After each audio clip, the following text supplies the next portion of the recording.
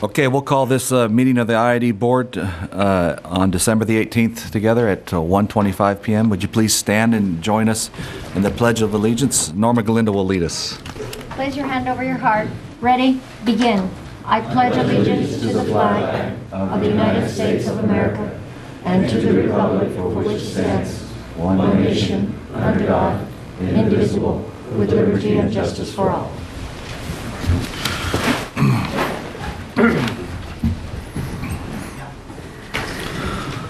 Okay, Board, would you please come forward and join me in some presentations to staff, recognizing staff?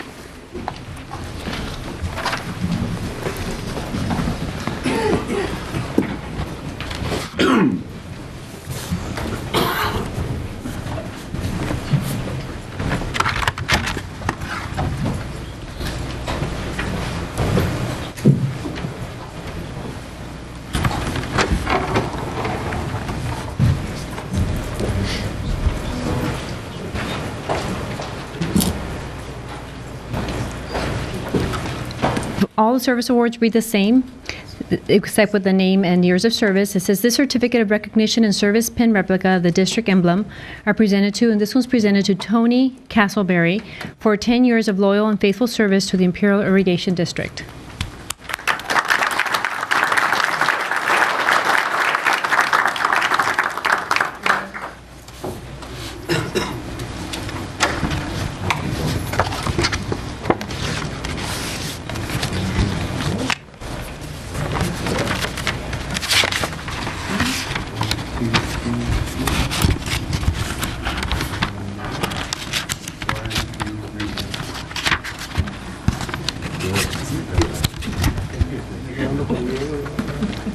For 10 years of service, Roberto Julian Martinez, mechanic, AAC equipment in the Water Department.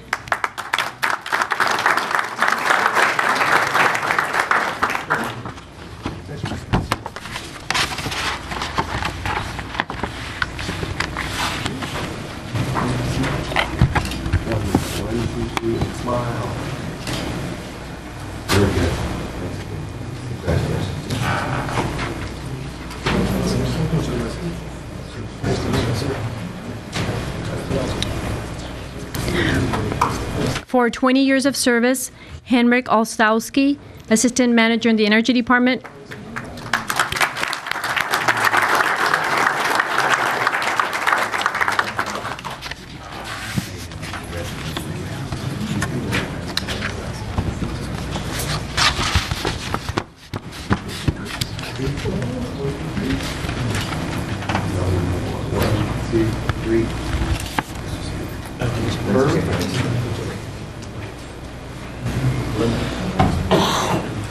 For 35 years of service, Noemi Rascon, Accounting Technician in the Energy Department.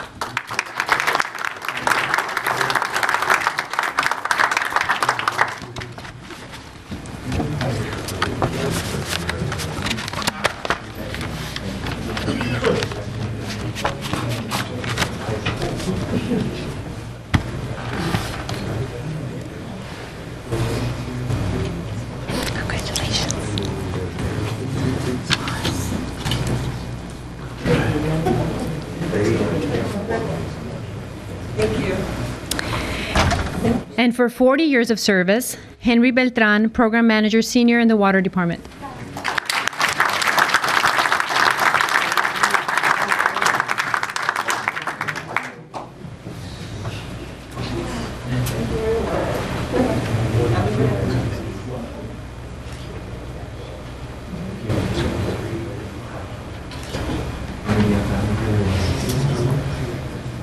Come out.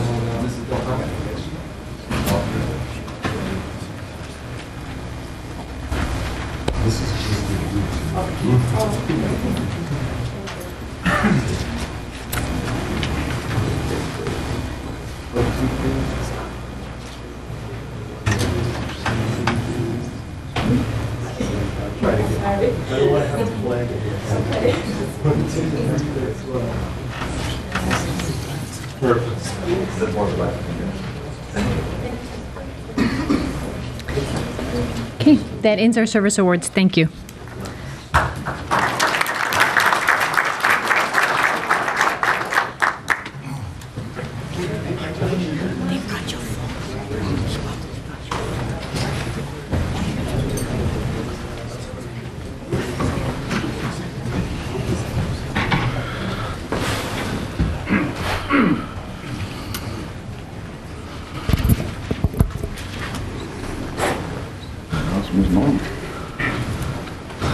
Mr. Kelly and Mr. Taylor, do we have anything to report of actions taken in closed session today?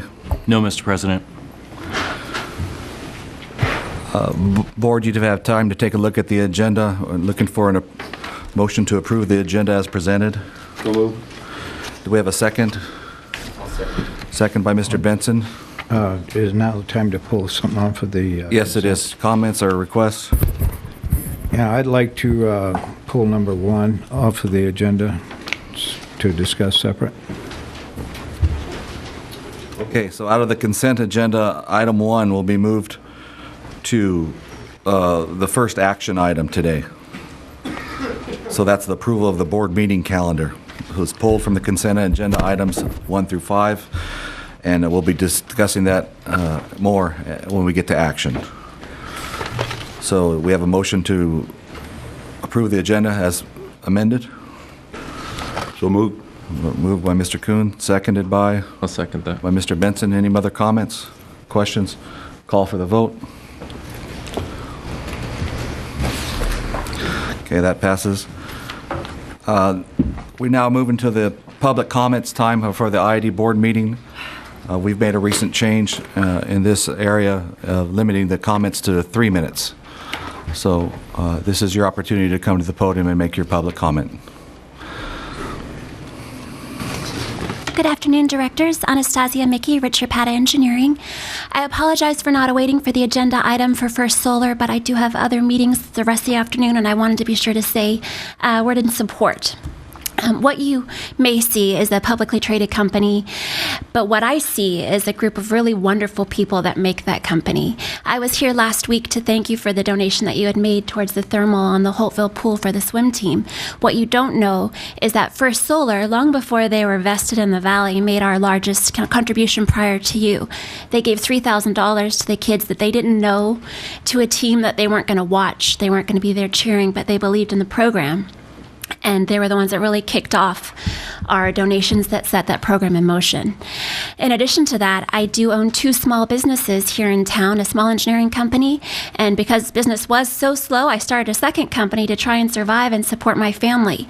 Well, thanks to First Solar, I am now booked all the way through May, cannot take any further work thanks to the work they've given me, both with engineering, helping them with their permits, and getting through the county, as well as building water plants for their solar facilities. There really is not a better group of people than First Solar. So I truly hope that you will support them. Thank you for your time. Thank you, Anastasia.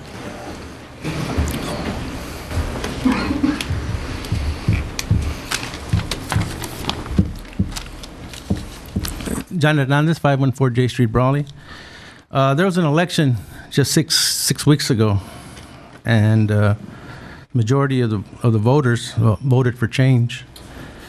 And I read in today's Imperial Valley Press where the board will be asked to raise the base rate by 1 cent. And I just want to add my 2 cents to this proposal.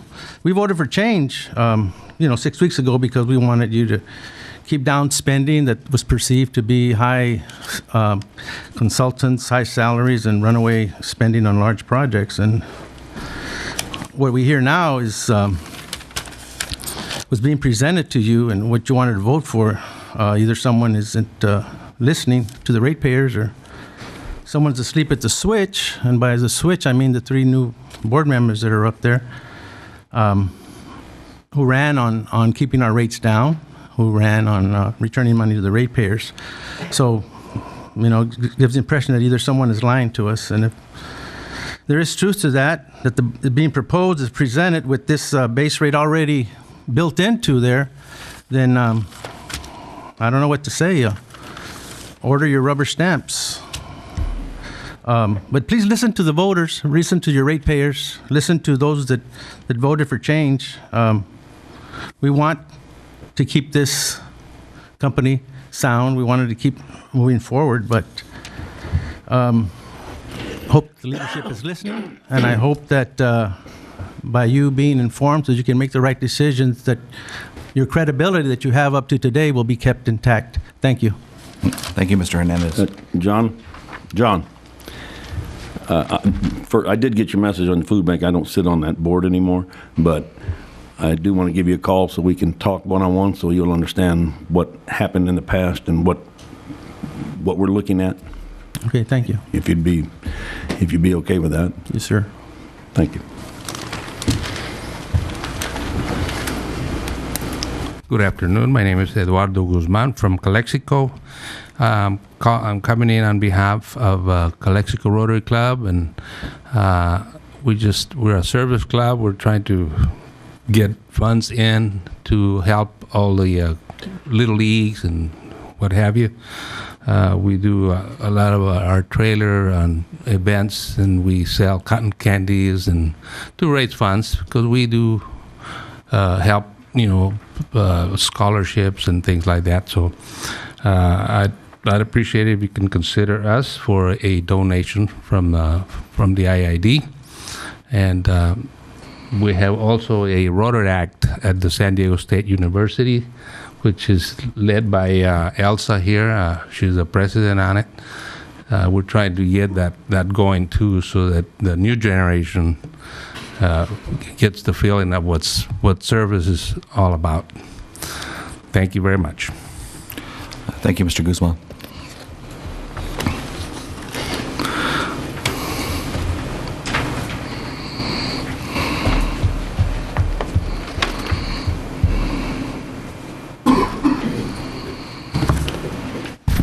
Yes, I still feel that reducing the 5 minutes to 3 minutes was uncalled for. Matt, you and Mr. Hanks have a lot to lose because you're coming up for election in 2 years. Why you did that, I don't know. I called you, Matt. You were in Las Vegas, like so was Menville and Stella, as they said. But I hope you guys didn't go to any rodeo games or Lakers games. But that's what they accused them of. And you're still spending the public's money going to those conferences, and it was 4 of you except for Mr. Kuhn. And hopefully you're spending the public's money in a wise way. And I ask you again, man, I'm going to call you Mr. Hanks. I'm going to call to Mr. Benson because Mr. Benson, when he called me, he was more concerned. It was a big crybaby about the way I publicly attacked him. The Hannity and Limbo and all attack the president daily. You don't have the Secret Service crying to them about not attacking the president. They've called him sort of a monkey, of a gorilla, and go back to Kenya, back to Africa. So wipe out my number, Mr. Benson, from your list. Your phone calls aren't welcome in my house no more. You attacked me. If you want to call it attack, and that's the way it is. But if you can't grow up and face the music, Thomas Jefferson said that when you run for public office, you become public property, and that's the way it is. So don't call me no more, please. There's nothing wrong with me saying this publicly. I could talk to a third kindergarten class, and there's nothing wrong that I said that, There's no reason for me to talk to you. And Norma, yesterday when you approached me and my wife at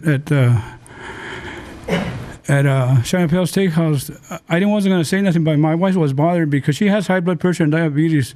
And when I turned and saw you, you came straight at me and was critical of my thing here at the podium. The First Amendment to the Constitution gives me the right to speak publicly. And your approach there wasn't right, especially in a public place. You're a public servant, you're an elected official. I'm not. And my wife got up and told you, lay off of us, next time don't even come there. Later on you came and apologized, and so be it. You said something to the effect you didn't want to pass away or die one day without me and you getting along. Well, let's try and do that. Respect me, board members respect me, but don't come across when I'm somewhere with my wife or anybody if it's going to be politics, because there we had planned it for a week to go eat, and your approach there wasn't that acceptable. And I'm sorry, Norma. Our friendship has taken a fork in the road, but so be it. We can still respect and work with each other. But, this is what I get from 2 board members, from Mr. Benson and from you. And all I expect is courtesy. The Brown Act says that you don't have to like what I say. It gives me the right to say what I want to say. You don't have to like it. And that issues that involve the public, I can comment all the time. And I hope I can talk to you, Bruce. I hope I can call you, even though we disagree sometimes. I'd buy your lunch again. Wait a minute. All I'm saying is that I hope I can. Because at least I got you, Mr. Desert, and Mr. Hans to talk to. Thank you very much. Thank you, Tony. Mr. Kelly? Yes. Tim Kelly, President CEO of the Imperial Valley Economic Development Corporation. I'd personally like to say thank you for keeping the comments and public comment down to 3 minutes. I think it'll allow the meetings to move forward much quicker. I wanted to bring something to your attention that I didn't bring up before when I made a presentation to the board several weeks ago, and we're in the process of putting together a farm show here in the Imperial County.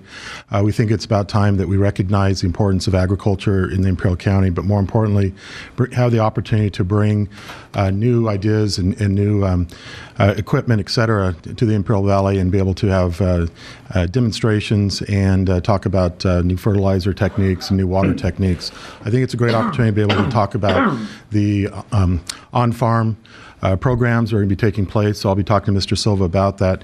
The date of that event is going to be March 20th and 21st. It will be held at the Barberworth Resort, and we would like to encourage IID members, board members and staff to participate as we start to put the agenda together for that. We really do look forward to that event, and we think it'll be good for the farm community.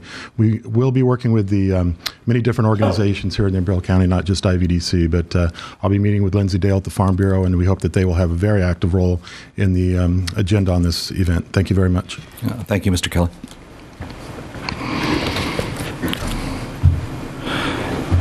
Any further comments from the public?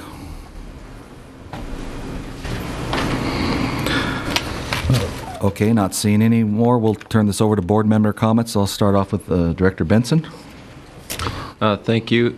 Just want to let everyone know that I, with several others, attended the Colorado River Users Association. I sit as an alternate on the CRB, Colorado River Board. It was a very good first meeting for me. I got to meet with many of the GMs of the different water districts. There is a lot of pressure on the Imperial Valley and our water. And if you can all take time, I don't know if it's posted yet on the website, but there's a new study. It's the Colorado River Water Supply and Demand Study. And it calls for a 30 to 50 year look at water supply in not only California, but from Colorado all the way down to the border. The Minute 319 was brought up very quickly also. And we're going to do our best efforts to get involved with negotiations with Mexico. I think this board has a fresh perspective, not only on the Colorado River, but our place in California. We have open dialogue with a number of people on the river. And I think throughout California, we have to stand up not only for our farm community, but for how we're trying to conserve water. And this farm show that Tim brought up is going to be a good example of that. We've invited several people, including the Commissioner of the Bureau of Reclamation. We're trying to get the Secretary of the Interior down here. And I think it could be a real highlight event for the Imperial County. I hope many of you will attend. I hope that not only are you actively involved with your companies, but in the discussion going forward. So appreciate it. Thank you, Director. Director Galindo. No comment. Comment. Director Kuhn. Well, thank you. It's been brought to my attention, well, actually back during the campaign, that the IID has a policy or procedure of if someone's power is cut off, if they beg, borrow, or steal the money to pay their power bill, then they're assessed another $400 to have it turned on. And typically a person doesn't get their power turned off because they got lots of money. Typically they get cut off because they don't have the money. And so to force them to pay another $400 on top of something that they had to work to get done, I find it, it just seems mean-spirited. And if I could get consensus, I would like the general manager to get that off of there. Mr. Kelly, can we put that on an upcoming meeting, the next meeting for action? Yes, we'll bring that back to you in January. Appreciate that very much. Thank you, Director Kuhn. Director Hanks? Yes, at the Colorado River Board meeting, there was interesting good news that came out of it, and that was the efforts of the Upper Basin states on the their pilot projects and tests to reduce the amount of salt coming into this Colorado River. And the numbers that we received at Lake Mead, it was down 80 points. I think it was Parker 90 points, and at Imperial Dam, the salt numbers were down 100 points. So that was good news. Also, following the conference, attended a public hearing at the Salton Sea with Senator Boxer and also Secretary of Interior Salazar. And some of his staff, including Mike Connor and Ann Castle. There was a promise there of some additional funding on the Salton Sea. But more important, out of that came an invitation that was extended to members of our board and members of the Salton Sea Authority to meet with the Secretary of Interior Salazar in Washington. I think that is going to be a major effort. I think it's important that we tie the Minute 319 not only to the issues that were there, but get us a seat at the table and also involve the Salton Sea. It appeared that he was rather surprised. Staff had put together, had compiled some numbers of how much underused water we had sent to the junior water right holders since 2003. And it was over 800,000+ acre feet that had been sent to the junior water right holders. And I think a lot of that is through the efforts of our growers working on new methods for conservation. And a lot of this they're not getting credit for, nor are they being compensated. So hopefully we move along into this conservation effort and get everything up to speed. Also, I'd like to encourage for next year at this conference that the IID become more engaged. Like to see some of our people on the panels. I wasn't able to attend every function, but we participated on the Colorado River Board. But outside of that, I didn't see any of our personnel on the panel. And I think that's very important to get our message out. There was also an impressive video presented by the 10 tribes of their involvement on the river. And I think that would be a perfect slot for next year for the IID to step up to the plate and create our own video of our efforts and what we're doing here. Seemed to be a better attitude than what I was there 6 years ago. I got to be careful what I say there. I walked out of a couple meetings. I got so frustrated and mad I had to get out of there before I got thrown out, I guess. But there seemed to be a different attitude. There was a lot of meetings all during the day that I saw staff at. I saw this board heavily engaged in meeting with other agencies. And I think that's what it's going to take. We have to assume a greater role in the protection of our water. Thank you. Thank you, Director Hanks. Yeah, I'd like to also comment on the conference that the board, some of the board participated in last week after their first board meeting. It was very well attended. We had some great discussions and conversations and heard some presentations that were very informative. But I think what comes out best and loudest are the separate sessions, the private meetings that are held, of which I participated in one or two with another board member or with the general manager.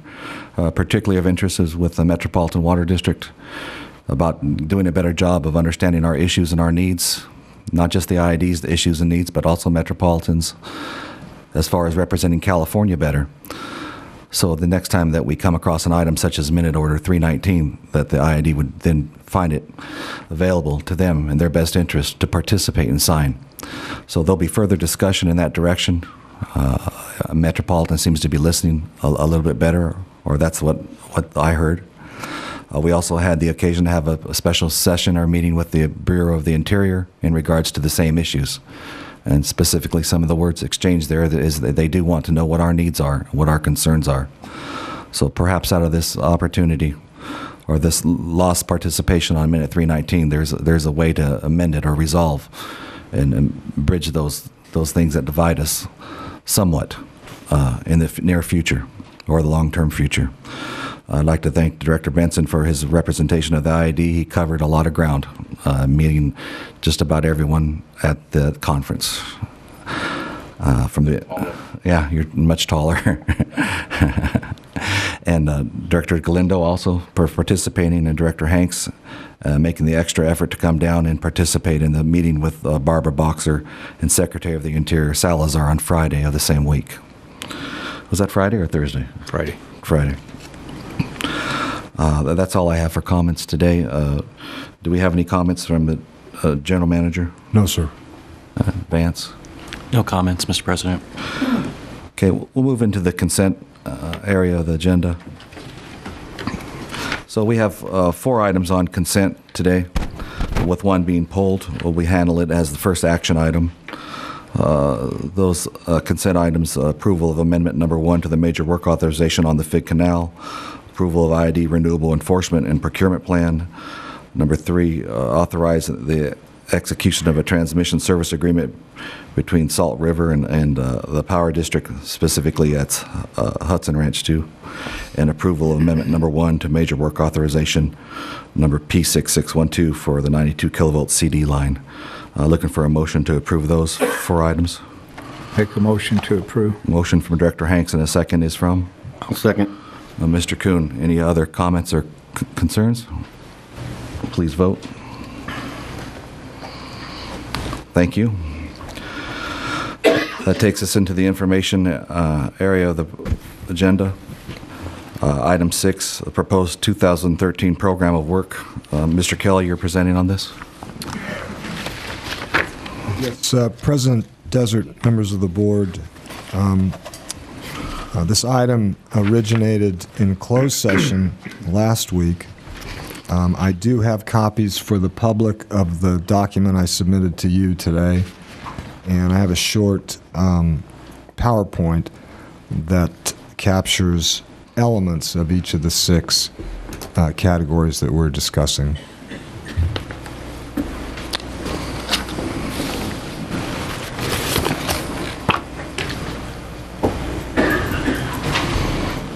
So while we're waiting, what I would prefer to do is to use this document, the proposed 2013 program of work, on which you will be evaluating the general manager, as a starting point, and for your board to offer any revisions or editorial changes in the next couple of weeks, so that I can bring back a finalized version at your January 8th meeting for action. Okay.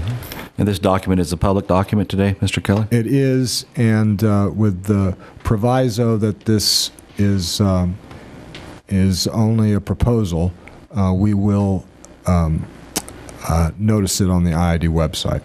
Thank you. So under the general category of water rights initiatives and advocacy, it says here that in the first 60 days, and what I will tell you is that at your January 8th meeting, the Water Department staff is preparing to present in concept a framework for an annual system of apportionment. One that is consistent with IID's duty to serve all its water users equitably and ratably while providing for the sustainability of local agriculture. This issue has been kicked around for at least a decade. It has been done in fits and starts, mainly tied to supply-demand imbalances. What I will be proposing to your board is that it become a standing feature in which the board sets an apportionment annually, probably in December of each year, and that system become the rule and the method by which we manage the water entitlement. I will have more to say about that in the coming weeks because I think in the past this has been used as sort of a billy club and in a political way. And what I'm proposing is that it be used as a recognized system by which we account for water and we measure water and we honor our obligations to the river. You will hear elsewhere in this agenda today about the fallowing that we're going to have to do, the amount that we'll have to do in 2013, the payback provisions that have been triggered by our overrun. And so I believe that this is a reasonable and prudent thing for the board to consider, and I will be recommending it. The Energy Balancing Authority, in the first 60 days, I intend to review with the board any savings and performance gains that have come about through the 2012 launch of our real-time trading function. You heard something about that recently in the context of IID becoming a scheduling coordinator. But when this real-time feature was added last year, it was with the understanding that we would generate somewhere in the neighborhood of $5 to $8 million in annual savings. In June of 2013, you will have had a full year in which to measure that.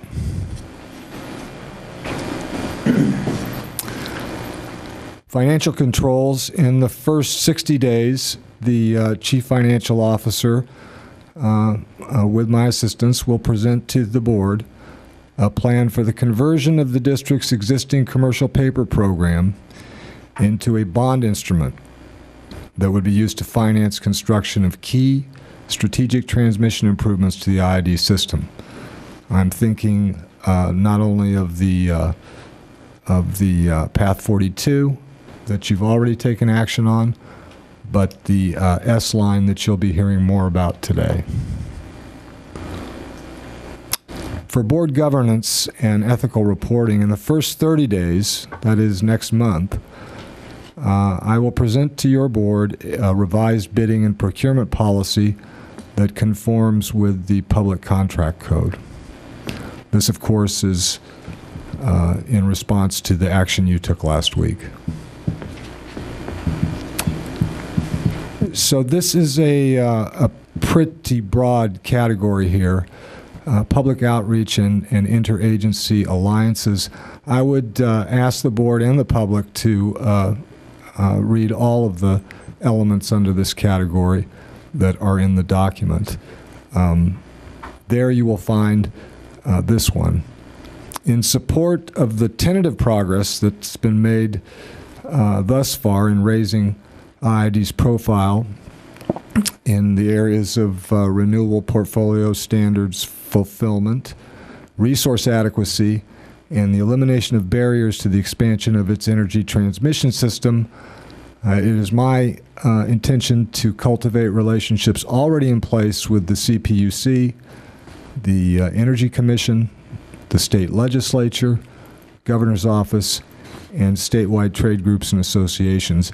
I have decided to list this one for particular noteworthiness because in just the last 3 or 4 months, IID has been successful in advocating for the only project in our queue that has a purchase power agreement, but had run into trouble and needed this organization's support before the CPUC. I'm also happy to report to the IID board today that an additional 40 megawatts in 2 purchase power agreements were announced yesterday. and those projects do not bypass the IID system.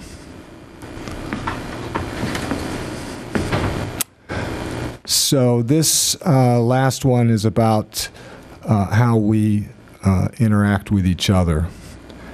And in the second quarter of 2013, I will report to the board on the progress made in our Human Resources Department to reconstitute the district's in-house training function, making it more relevant, meaningful, and practical to our own employees. That has been an ongoing process, a year-long process. I believe we have made some strides lately, but I expect for us to make more. And you have the document. We did discuss it in closed, and I'd be happy to answer any questions.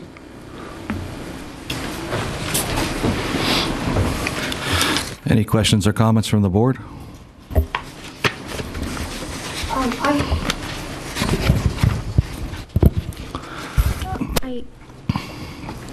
Yes, we did discuss this during closed session, and I'd like to just see, I may be overlooking it, but I'd like to see where you're going to report regarding the legal fees and all of the attorneys that we hire and how much we pay to each one. And what I would like to see is possibly a report for last quarter, since we have a tendency to look at things in lumps for the last quarter, and what is proposed for the next quarter. So that actually is in the works, but it's an operational issue that that typically wouldn't go into a document like this. So you can expect to see it, I believe, January 8th. Thank you. Imagine that would come up for discussion in the budget as we move forward. Certainly. Kevin, I just might add the informational items are great. I think as a new board member, it's important for new board members to be well trained, and every 2 years you have the opportunity for new board members if the public so chooses. And I think for me to get a better understanding of the full picture of the ID, to present updated issues and where things are, it's really important that not only myself but others in the community kind of see that issues list out there. And then I know we talked about educational things and different ways we can go with the HR function. I think it's important to keep staff in mind and make sure that they are a priority for the IID, that we're not only providing for them, but providing an opportunity for them to succeed in the organization. And I'm sure they all want your job someday. But if there's some paths that they can go and outline those paths through the HR functions, I think that's important so that we can train people the right way. In addition to this training, but then someone joining the organization, they kind of have a lifelong trajectory. And I think it's important for people to know that they're working here for a good purpose. I certainly agree with that. I do think that those kinds of paths for the growth and development of our workforce are captured in this document. Okay. And the general manager and I, we have discussed about some training for new board members over the Christmas holidays before the new year, specifically with water managers and power managers. So the new board members will be contacted for those opportunities, Director Benson. Any comments or questions from the audience? Okay, not seeing any further, we'll move on to item 7 under Information, Water Department General Matters. Mr. Silva. Good afternoon, Mr. President, board members. I just wanted to follow up a little bit on the meeting over there in Colorado River Water Users Association. I thought it was a very important meeting we had with the Commissioner of Reclamation, Mike Connor, and the Commissioner of the International Boundary Water Commission, who asked to meet with IID. And it was regarding the Minute 319 and the possibility or the probability of us continuing to be involved in that process, because again, Mexico wants the turnout on the All-American Canal, and we're even though we don't own the canal, of course, we need to be involved. And so I thought that was a very telling meeting and situation for us. So I think Director Benson mentioned that, but I think that we will continue to be involved in that process, which I think is good for us. As far as our overuse this year, we're at about 154. I think the little bit of rain that we had helped us a little bit. I had originally figured 150. Well, originally I had thought we were going to be a lot less under, but in the last 3 or 4 months, I was hoping for 150. So that's probably where we're going to end up the year, but we'll see where we end up. That's all I had, unless you have any questions. I know there was a WCAB meeting, and I didn't see him on the agenda. I was just hoping we can get an update from WCAB at some point after their meetings. Yeah, we usually do, and I frankly forgot about it when I was over there, so we'll get them on. There's a meeting scheduled with Farm Bureau tomorrow, and Director Benson and myself. Will you be able to make that, Director Benson? You will not. We'll be participating along with Jesse. Yes, I will. They've asked some questions regarding solar fallowing, budget, and Minute 319. So Minute 319. I imagine they'll have some questions about a new river and Alamo flows also. We are prepared to talk about the overage and payback and all that kind of stuff as well, I'm sure. Yeah. Thank you. Any other questions for Mr. Silva? Jesse, I just had a question to follow up the on-farm conservation. What's the status of that, and where are we with legal documents and then providing us? We don't have the contracts yet. We're still working on them. We need to give you I have not seen the final, how many, not applications we call them, but how much interest we had. I have not seen that. We'll put it all together and report to you as soon as we can. Well, I guess it's the 8th is the next meeting. That's when we'll come back and give you all that information. Because the intent is that water's created next year, right? That's the intent, so we need to get moving. We just don't have the agreement in place yet. Okay. Any questions for Mr. Silva from the audience? I've got one question. Yes, sir. And maybe pass it over to Tina. On the mitigation water to the sea, have we deposited all the water in the sea for this year? Tina and I were just talking about it this morning. I think we're about something like 3,000 acre-foot short, and we're going to try to hit it right on the money. 3,000, though, is at Imperial Dam, so we need to subtract the losses. So we're going to try to put a little bit more in there and get right on the money. So we have another week or so to do that. Okay. I'll probably talk to you about it. Okay.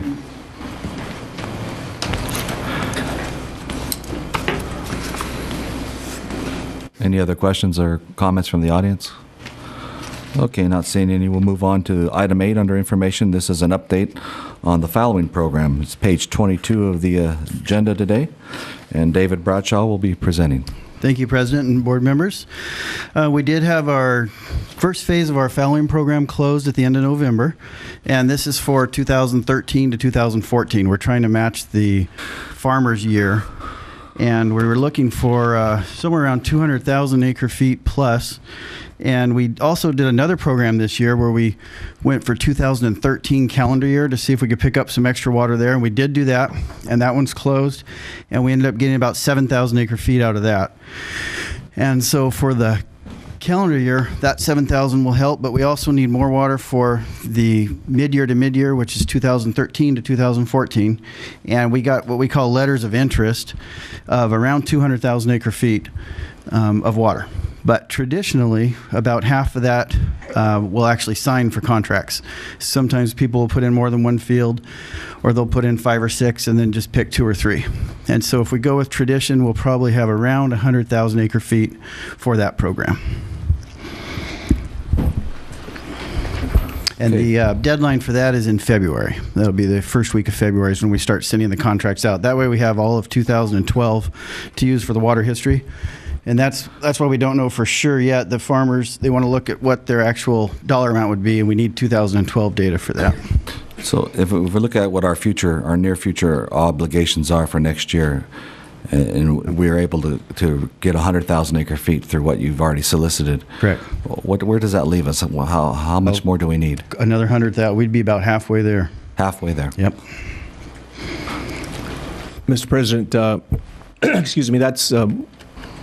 General Manager Kelly mentioned that we want to come back to you on the 8th with a framework a plan, if you want to call it that, to address that issue. But we also have the issue of the overrun. We need to probably consider stopping the overruns that we had through an equitable distribution program. And then also, how are we going to pay back in 2014 the overrun that we have this year because of the elevation of the Lake Mead is down to a point where we have to pay it back in all in 1 year. So we have those three issues that are very important, and they probably need to be looked at all together to be able to make sure that we are not, competing with each other, against each other. So again, on the next board meeting on the 8th of January, we want to come back to you with at least an outline and plan of how we address that, or how we begin to address that, so that we can make sure that we are acting in a coordinated fashion. Yeah, there's been much talk in the community and amongst the board members also about those three issues.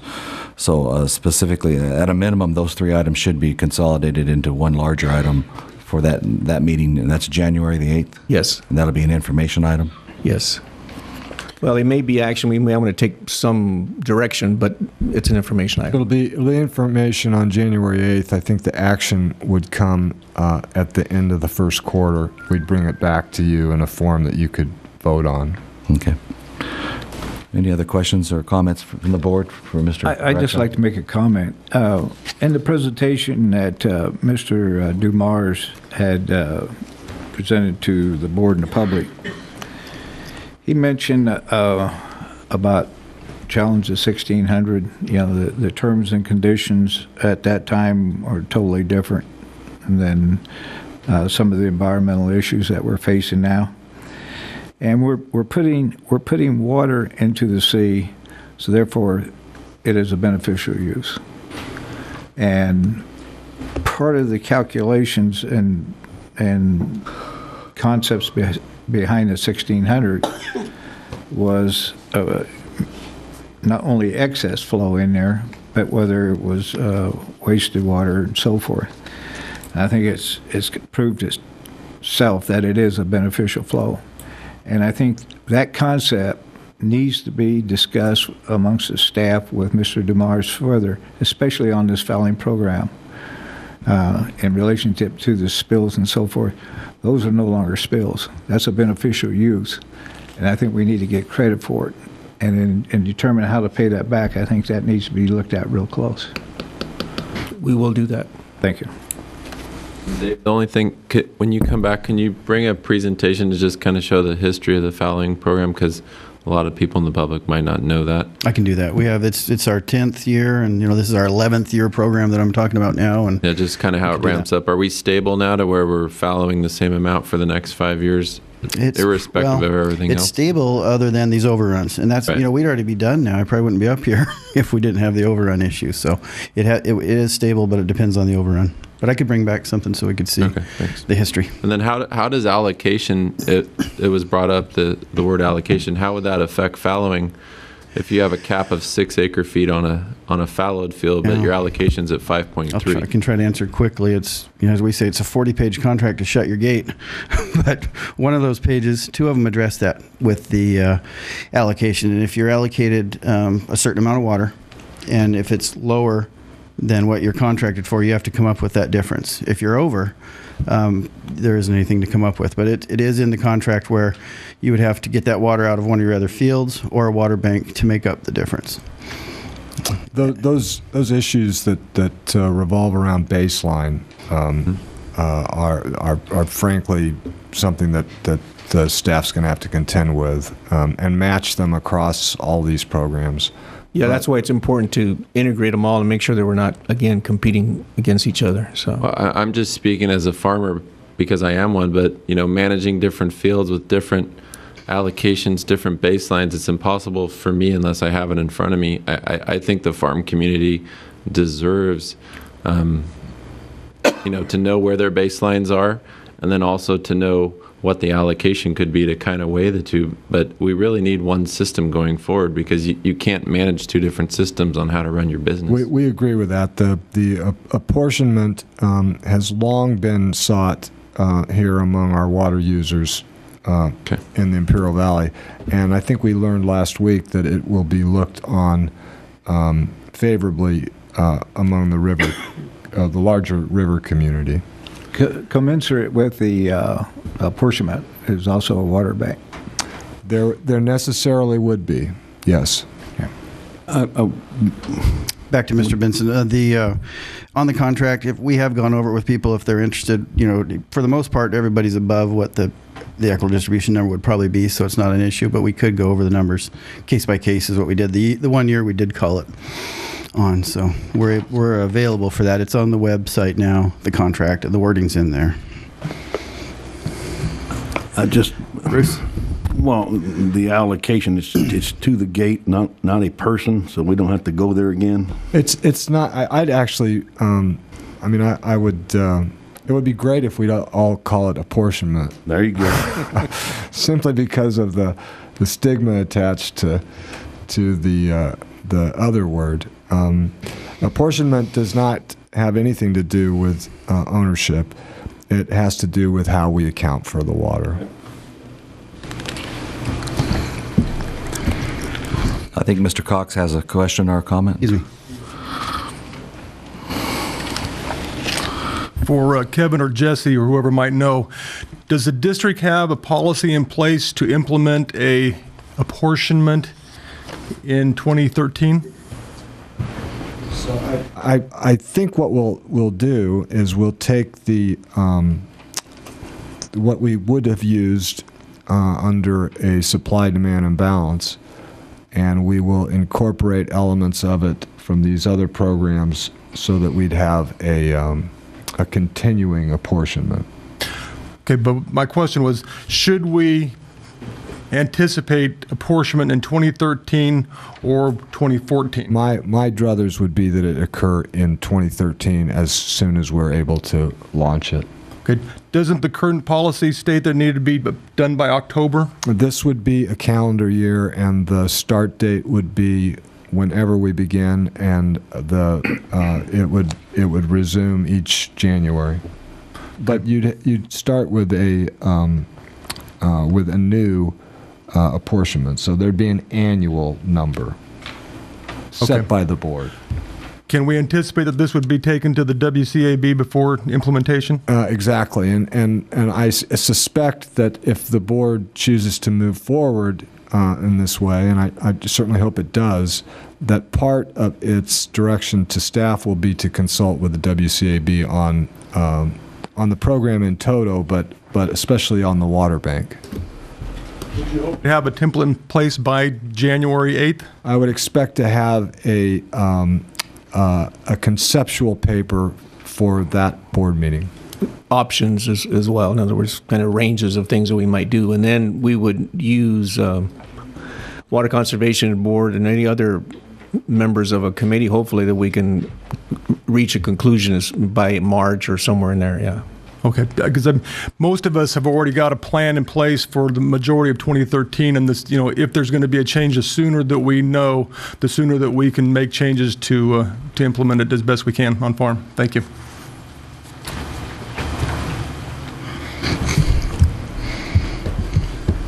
Any other questions for Mr. Bradshaw from the board or the audience? Good luck. Okay, thank you.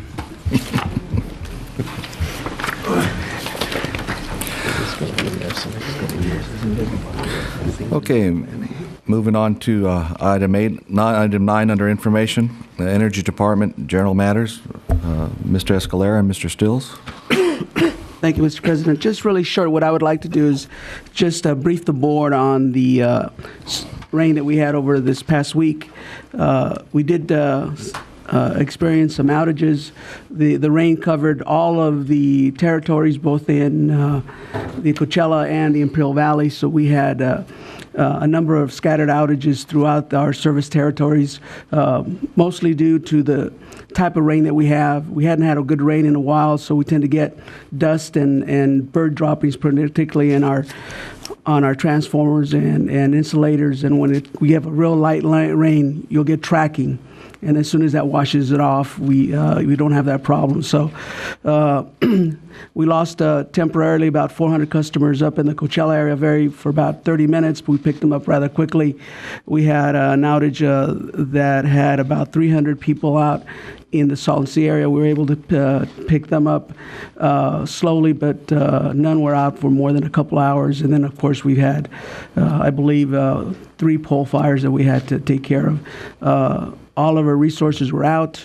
They were strained to the maximum, but our crews were able to take care of those that we need.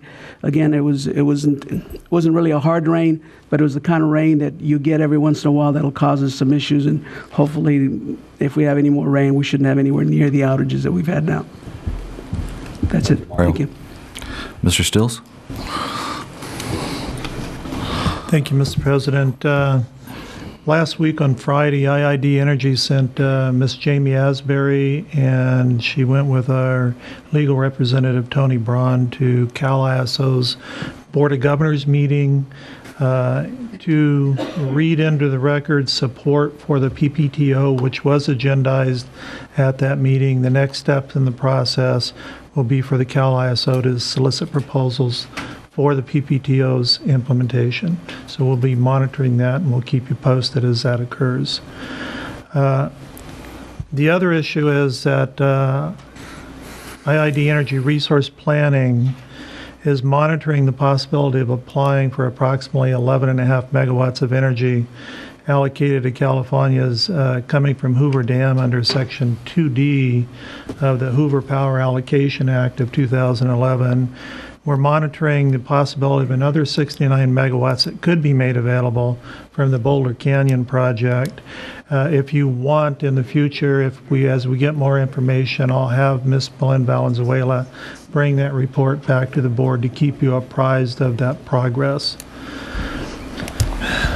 The other issue that I wanted to announce is that our affected system study is complete. We are holding a stakeholders meeting Thursday, 1 p.m. in this board meeting to communicate the affected system studies to the developers. And that's for the developers that are in the first cluster, which total 2,689 megawatts of energy. And they had PPAs, and their COD dates are prior to 2015. So we will be hosting that on Thursday at 1 p.m. here. And then on the fourth item, I was able to meet with ECAC last night and present the transmission 5-year plan to them. It seemed pretty well received. So, Thank you, Mr. Stills. Any board member comments to Mario or Carl? Questions? Okay. Any questions or comments from the audience on the energy matters? Okay, we'll move on to, thank you, Carl and Mario. We'll move on to item 10 under information, page 24 of the agenda. This is the annual review of critical infrastructure protection policy number 7200. And Mr. Dan McCann is presenting. Hi, Dan. Good afternoon, Mr. President, board members. Here to present the results of an annual review of critical infrastructure protection policy 7200. This policy outlines how IID protects its critical cyber assets. All these critical cyber assets are located at the System Operations Center and used to control the power system. As a result of this review, there's 3 changes we made, and we changed on the heading the responsible department from information technology to energy. We made reference to the 21 appendices that are part of this policy. They hadn't been previously referenced. And we developed an assessment program. The policy provides for an assessment program, so we didn't have a well-written, or we didn't have a written policy to do that assessment, so we've included that. And that's the extent of the changes that we made to this policy. Dan, how long has the IID had this policy or been required to have this policy? About 4 years. And each year we review it and bring it back to the board for approval. And since its original inception, has it changed much or been amended? over the No time? major amendments. I don't believe that previously the appendices have been included. They're part of the policy, so I think they should be included. So this year they have been included as part of the package. And these SIPs, as they're called, is that strictly under your oversight, or is Mr. Zaragoza also involved with this, or is there any? I am responsible for all the SIPs requirements. Any other questions or comments from the board? Mr. McCann, does your budget reflect the necessary resources that you need? Yes, it does. Thank you.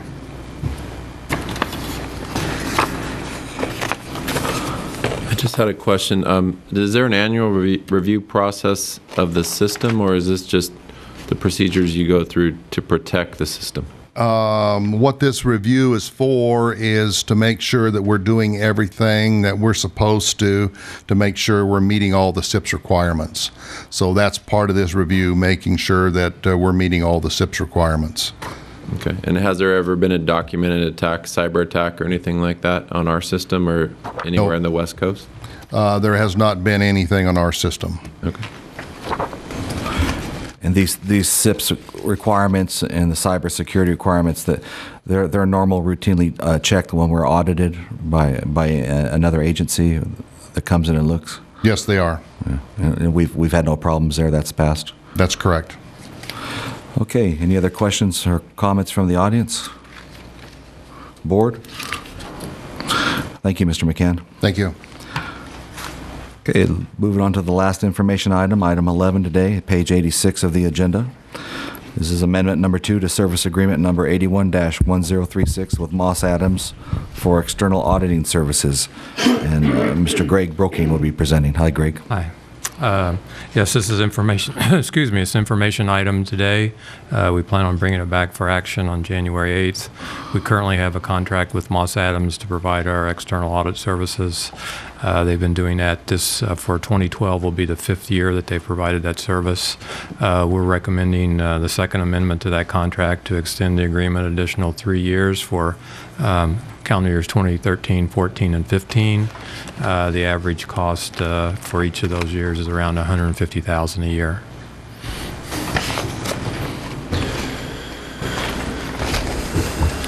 Any questions for Mr. Broking? I kind of did. It's a 74% increase, so it's quite a bit. Excuse me, had my mic off.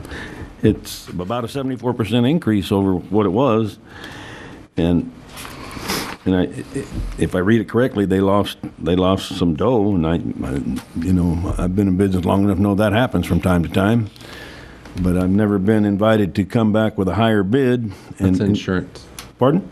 That's later in the agenda. No, that's the next one. There was no other bid. My question is, there's no other bids for this, is there? It's just an extension? It's just an extension, yes. They were the low, I believe they were the low bidder when they got this contract back in 2008. Okay. And so their cost has increased every year thereafter, but it has been at a reasonable rate, near the inflation rate since then. Okay, I was talking about the same thing. They're $30,000 over the next bid, right? No. What? You're talking about number 22. That's later for action. I'm out of sync here. This was after the cyber thing here. Okay. Mr. Chairman, if I may ask a question while they're finding the other information. So the initial contract for this service was in 2008, and we've just renewed it annually without going to bid? The first contract was at our option for 3 years. Okay. And yes, we had Amendment 1 that did not go out for a rebid, and Amendment 2 has not gone out for a rebid either. We are very satisfied with the service they provide us. They save us a lot of time because they are experienced. It's very cumbersome and time-consuming to bring in a new auditor. And it's unclear at this point whether we could bring in anybody any cheaper, although we have not went out for a bid for that. Well, with all due respect, I value the fact that they may be extremely competent and do exceptional work for this fee. That's all to be expected. But I think that by extending the contract, we are shutting out other potential bidders, and we at least owe it to the population that's in this business to be able to have an opportunity to come out and bid for the work. Let me add a little different twist to it too. Okay, if I could ask Betty B, our internal auditor, a question. What is the accepted rule, or maybe the legal rule, of the number of years you use an external auditor? I don't know about a legal rule, but I think we have a rule on where we go out for it after 3 or 5 years, and I'm not sure. And Moss Adams has been with us for 3 years. 5, but this will be the 5th. This will be the 5th year, so then it's 5 years. At the minimum, that's what we said, that at least, it doesn't mean it's a rule. It says at least once every 5 years, we're going to be that external auditor's contract. So this would be their last year. That was the rule that we used in the past. Yeah, I'm leery about using the same audit firm over a number of years because you basically get the same review. I'm not saying they don't do a good job, because I think they do a good job. But we've used them, what, 3 years? No, this would be their 5th year. This will be the 5th year of This would be and the that, 5th year? yes, and that's what we did in the past, and that's what we would rule. So it's really up to the board. What's the pressure of the board? We said at least 5 years. That doesn't mean it can be less. I would be agreeable to use them for this coming year, but after that, I would like for us to. And we should, because that's what was our practice in the past. Okay. Thank you. Okay, any other questions, comments from the board? I just would like to echo the sentiments of Mr. Hanks, that once people get on here, it just seems like they're just here forever. And it's not fair for other people in the same industries. And again, this is still a 74% increase over, I mean, for the full amount over what they were getting. That's quite high. So Is that increase over what they were, the first year's contract, or over last year's contract? Great. Well, I'm unclear as to where Director Kuhn is getting the calculation, but I don't believe it's been 74%. They were originally, that was over 100,000 their first contract. So over the time period, that would not be that high. Although I do admit their price has gone up every year. So it says an increase to the service agreement total of $451,500. Well, if you look from 13 to 14, they're asking for about $4,000 increase, and that's a little less than 3%. Yeah, there's 3 years period in there, right? So each year it's going up $5,000. Director Kuhn is going up approximately 3% a year. That's a 3-year agreement. I understand what it is, but if you go the full 3 years, then you got a significant increase, not 3%. Has the scope of their work changed? Have we increased their scope? No, their scope has stayed the same as far as the annual audit. That doesn't really change. Okay. Any other questions, comments? Can we ask for it to go to bid? Can we ask it to go to bid or no? There's an increase. So when we bring it back to you, we will have that provision in there. Okay. Thank you, Mr. Broking. 74%. Okay, that takes us to the one consent item that was pulled off. We're going to be handling it at the beginning of our action section. This is consent item 1, approval of board meeting calendar for 2013. Excuse me, Mr. President, what was the consensus on that last item? That'll be coming back for action, and there'll be a section added there so we can discuss about having it go out for bid. Actually, it would come back to you for action for a single year with the stipulation that it go out to bid after that. Thank you. All right, thank you. Okay, Director Hanks, you asked for this item to be pulled. The discussion about the calendar year for 2013, it's page 3 of the agenda. Yes. There's been some discussion out in the public regarding the number of meetings, and I thought I would try to bring a little bit of clarity here. Even though the general meetings may be fewer in number, we're going to have a number of special meetings.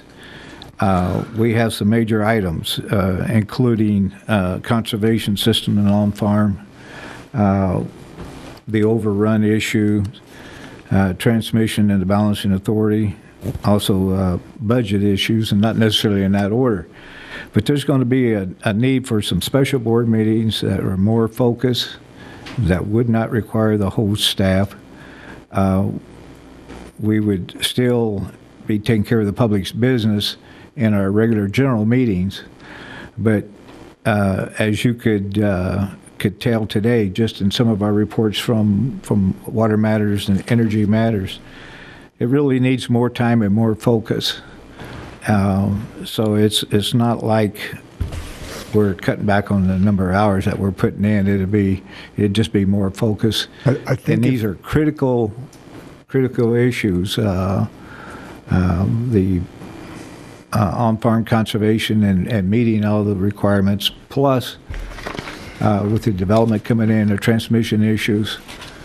I just want to make that clear. I think if you were to go forward with the twice a month schedule that's proposed, that you'd find that those special called meetings would end up being more frequent than not. Yeah. I'm sure there will more than likely be times that we may have to have some joint meetings with the Water Conservation Advisory Board on some of these issues to get it resolved. Particularly in the launch and the ramp up too. There's hope that the special meetings to be called will be more effective also.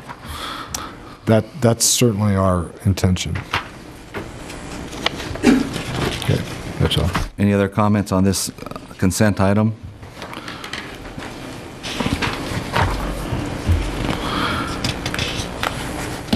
Looking for a motion for approval of item 1 of the consent calendar.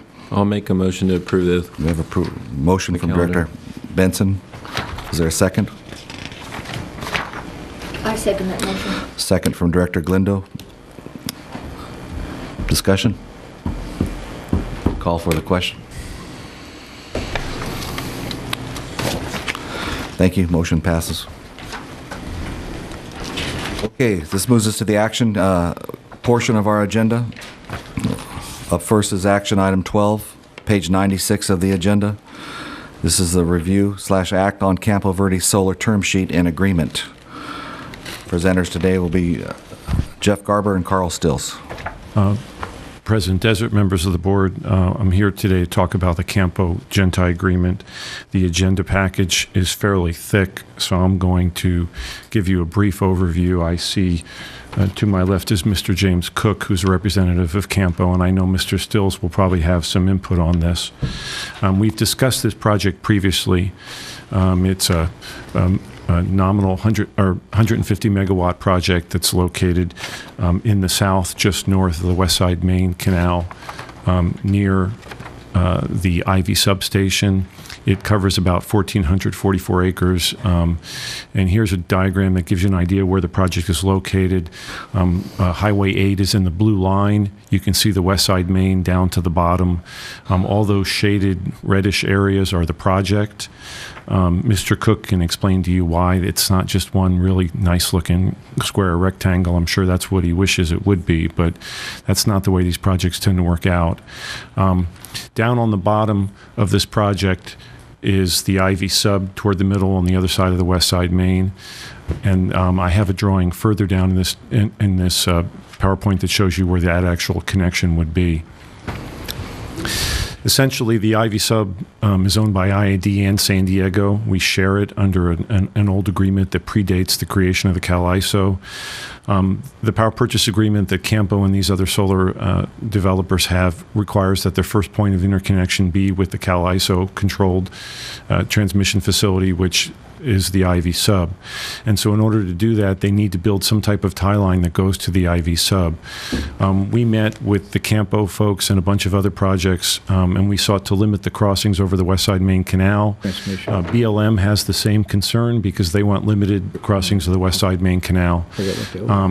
And the solution that we've discussed, I know Tony Braun made a presentation on it last week, is the creation of a subnetwork of transmission facilities to be constructed by IID and placed into the CalISO control as a PPTO.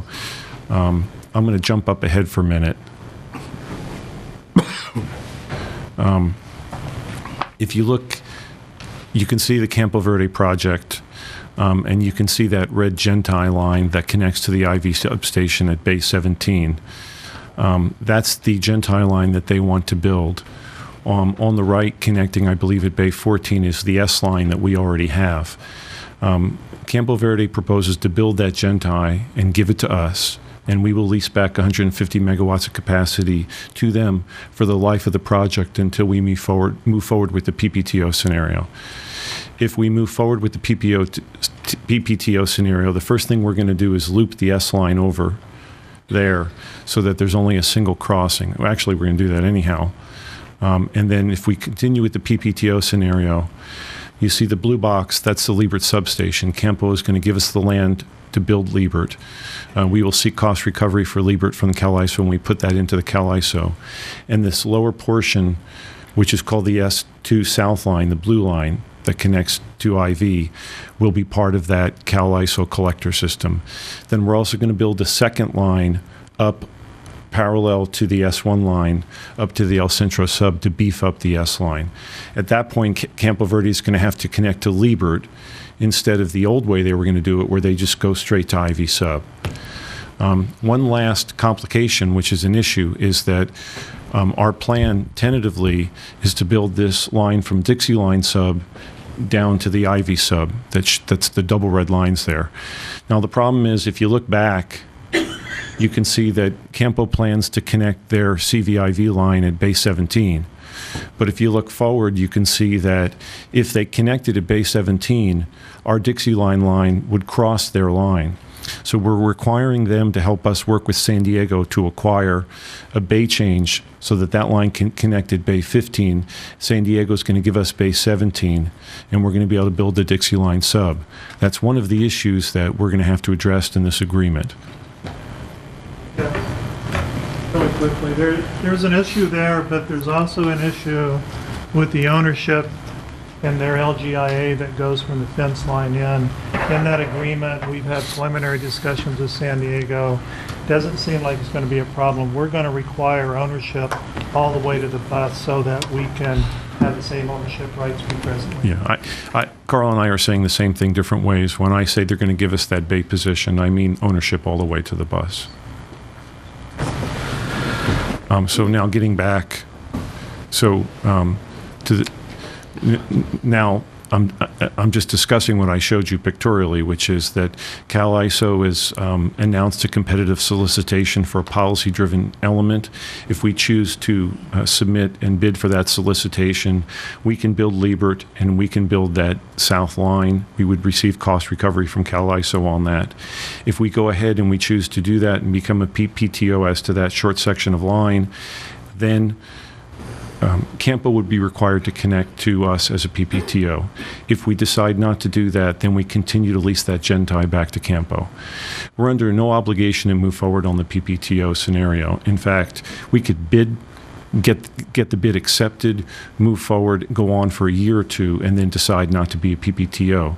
It doesn't really matter to Campo because they can continue to lease that line. But the way the contract would be set up, if we do move forward with the PPTO option and achieve that, then Campo would have to switch over. That PPTO option, Mr. Garver, if there's additional solar projects that come into play, isn't that advantageous to the IID to...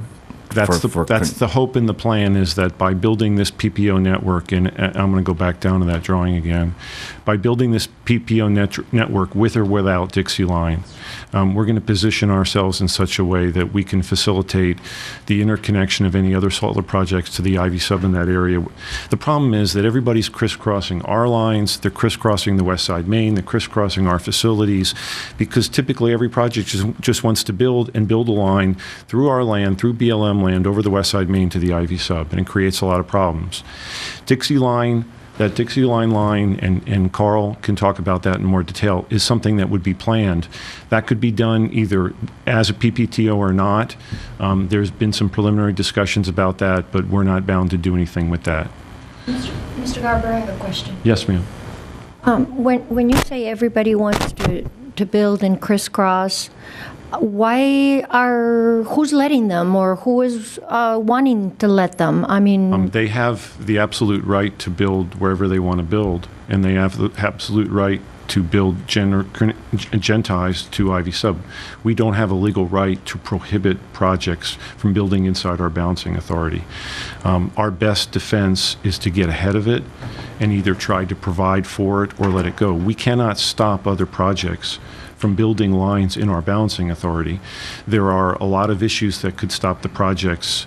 For instance, financing, if they're CalISO lines, going through the CalISO tariff process. But we can't just say you can't build in our balancing authority. They have the legal right to do so. Beyond that, though, Director Galindo, these projects were actually permitted by the county with their own 230 kV double circuit lines.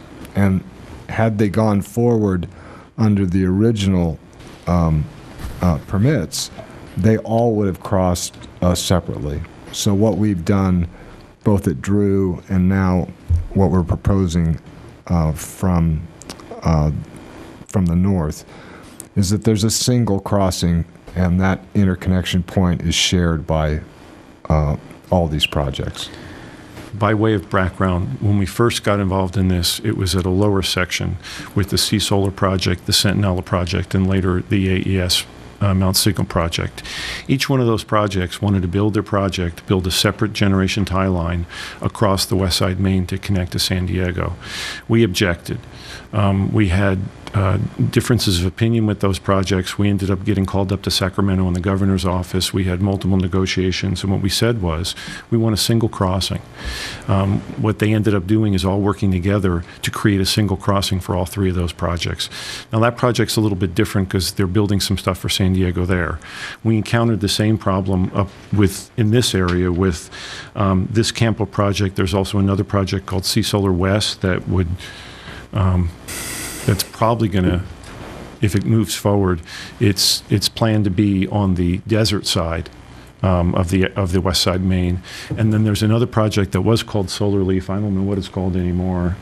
Silverleaf, which also is planned for this general area. So our hope again is that these three projects would all use this new Liebert substation, minimize the intrusions on our facilities in the West Side Main, and at least we can get cost recovery from CalISO, so we get a rate of return for building Liebert. It would be great if they would build within our balancing authority, connect to our transmission lines, and pay us wheeling. We get a rate of return from the wheeling. If we can't get that, at least we can get a rate of return from building that substation and that line. Jeff, let me say something. Can you put the slide up that shows the Ivy-Dixie sub transmission line? I think there it is. That was this it. one? That was it right there.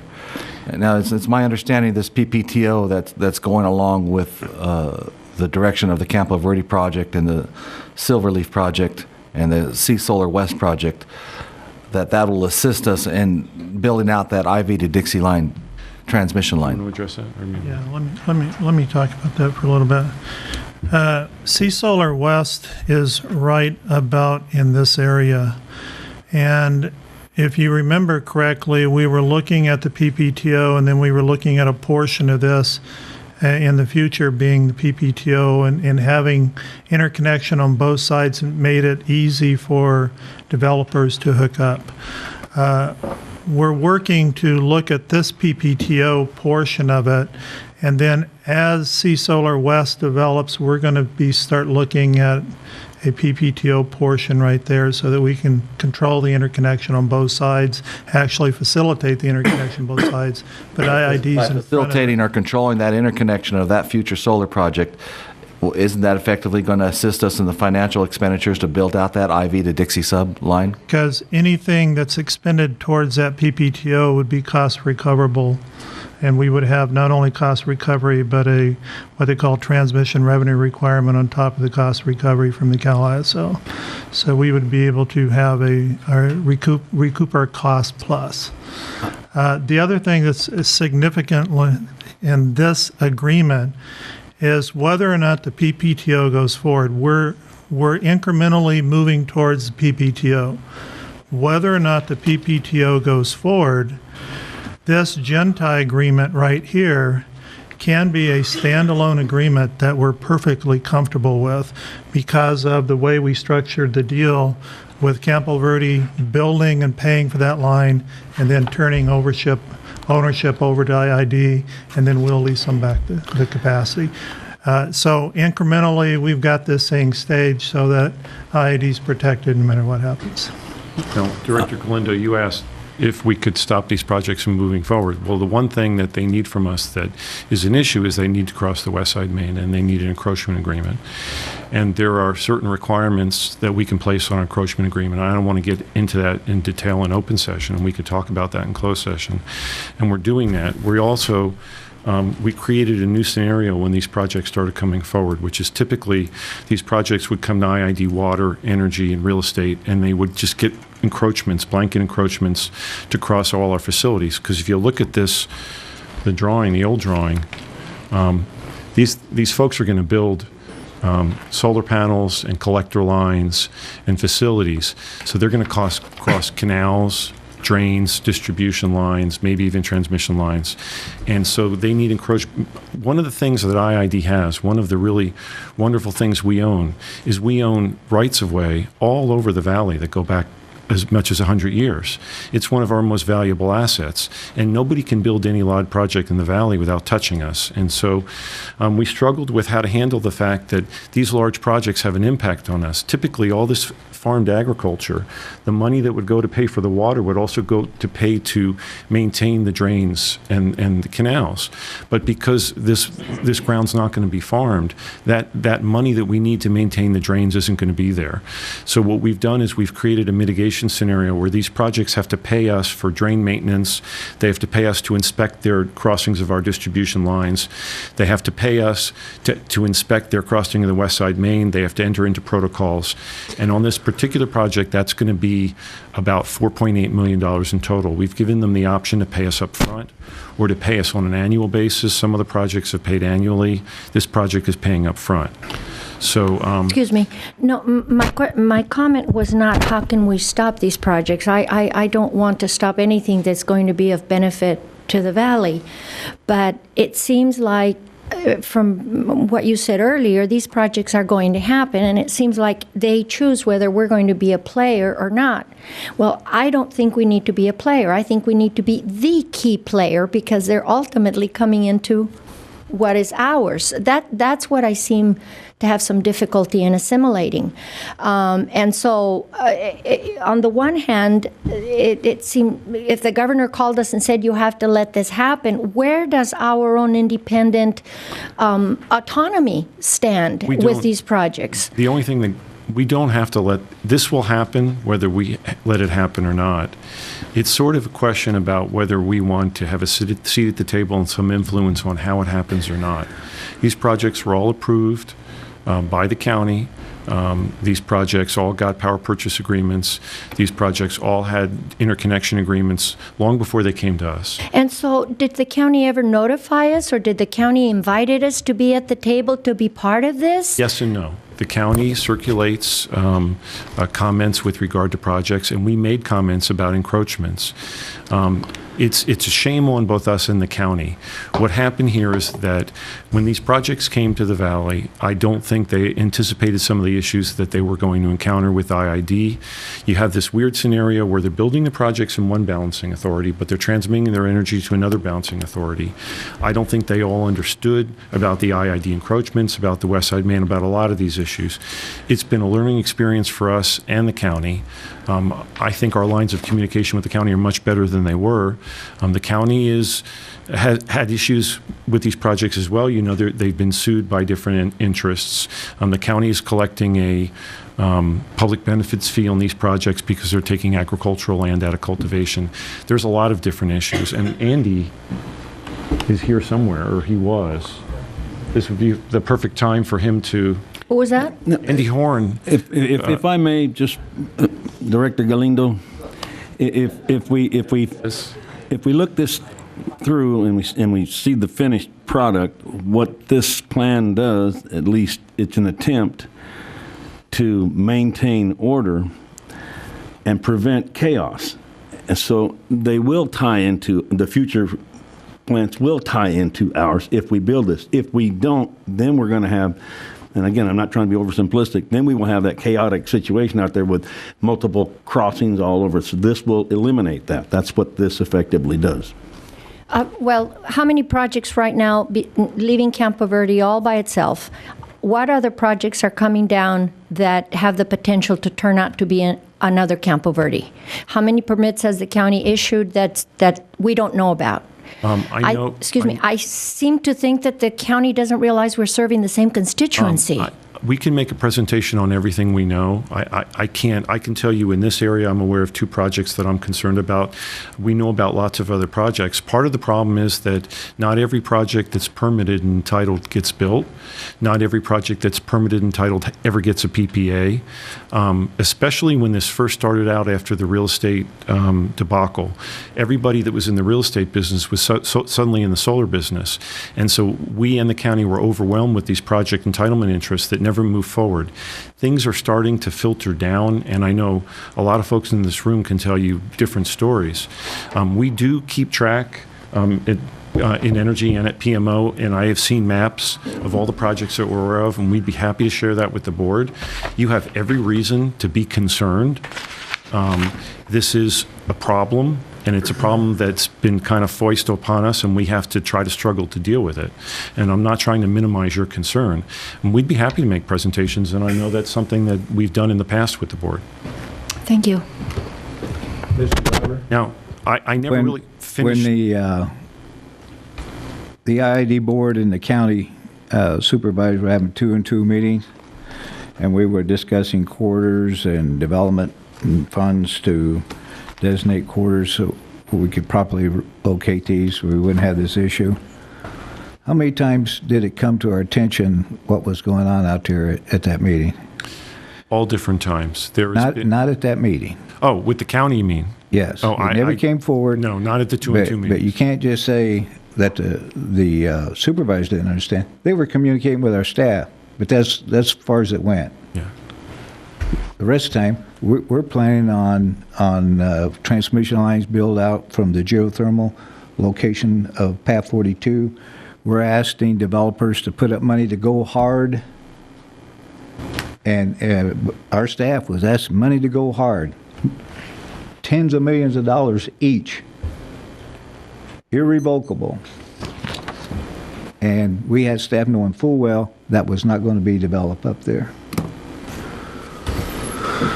So the bottom line on this issue is we have a term sheet. We don't have an agreement. The term sheet essentially requires that they build the line, they give it to us, we lease back capacity, they give us the Liebert site, and if certain conditions move forward, then they have to cut over. The actual agreement is not drafted yet, and it's complicated and it will take some time. Campo has requested, and Mr. Kelly has agreed that we can ask the board to give staff the authority to enter into the agreement, and so long as it's consistent with the term sheet, that Mr. Kelly can sign it. Sometimes we do things that way, sometimes we don't. That's the board's call. We certainly wouldn't negotiate the agreement if it wasn't in our best interest, and if it deviated from the term sheet, we would come back to the board. So that is the request. And at this point, if you have any more questions, I'd be happy to entertain them. What's going to happen to the water then of that? What is it? IID established a solar fallowing policy as one of the requirements to obtain a water service, industrial water service agreement. Campo, and to the extent it's not a landowner, the landowner would be required to enter into an agreement. The water that would have been used on this project would be fallowed for conservation to be used consistent with that policy.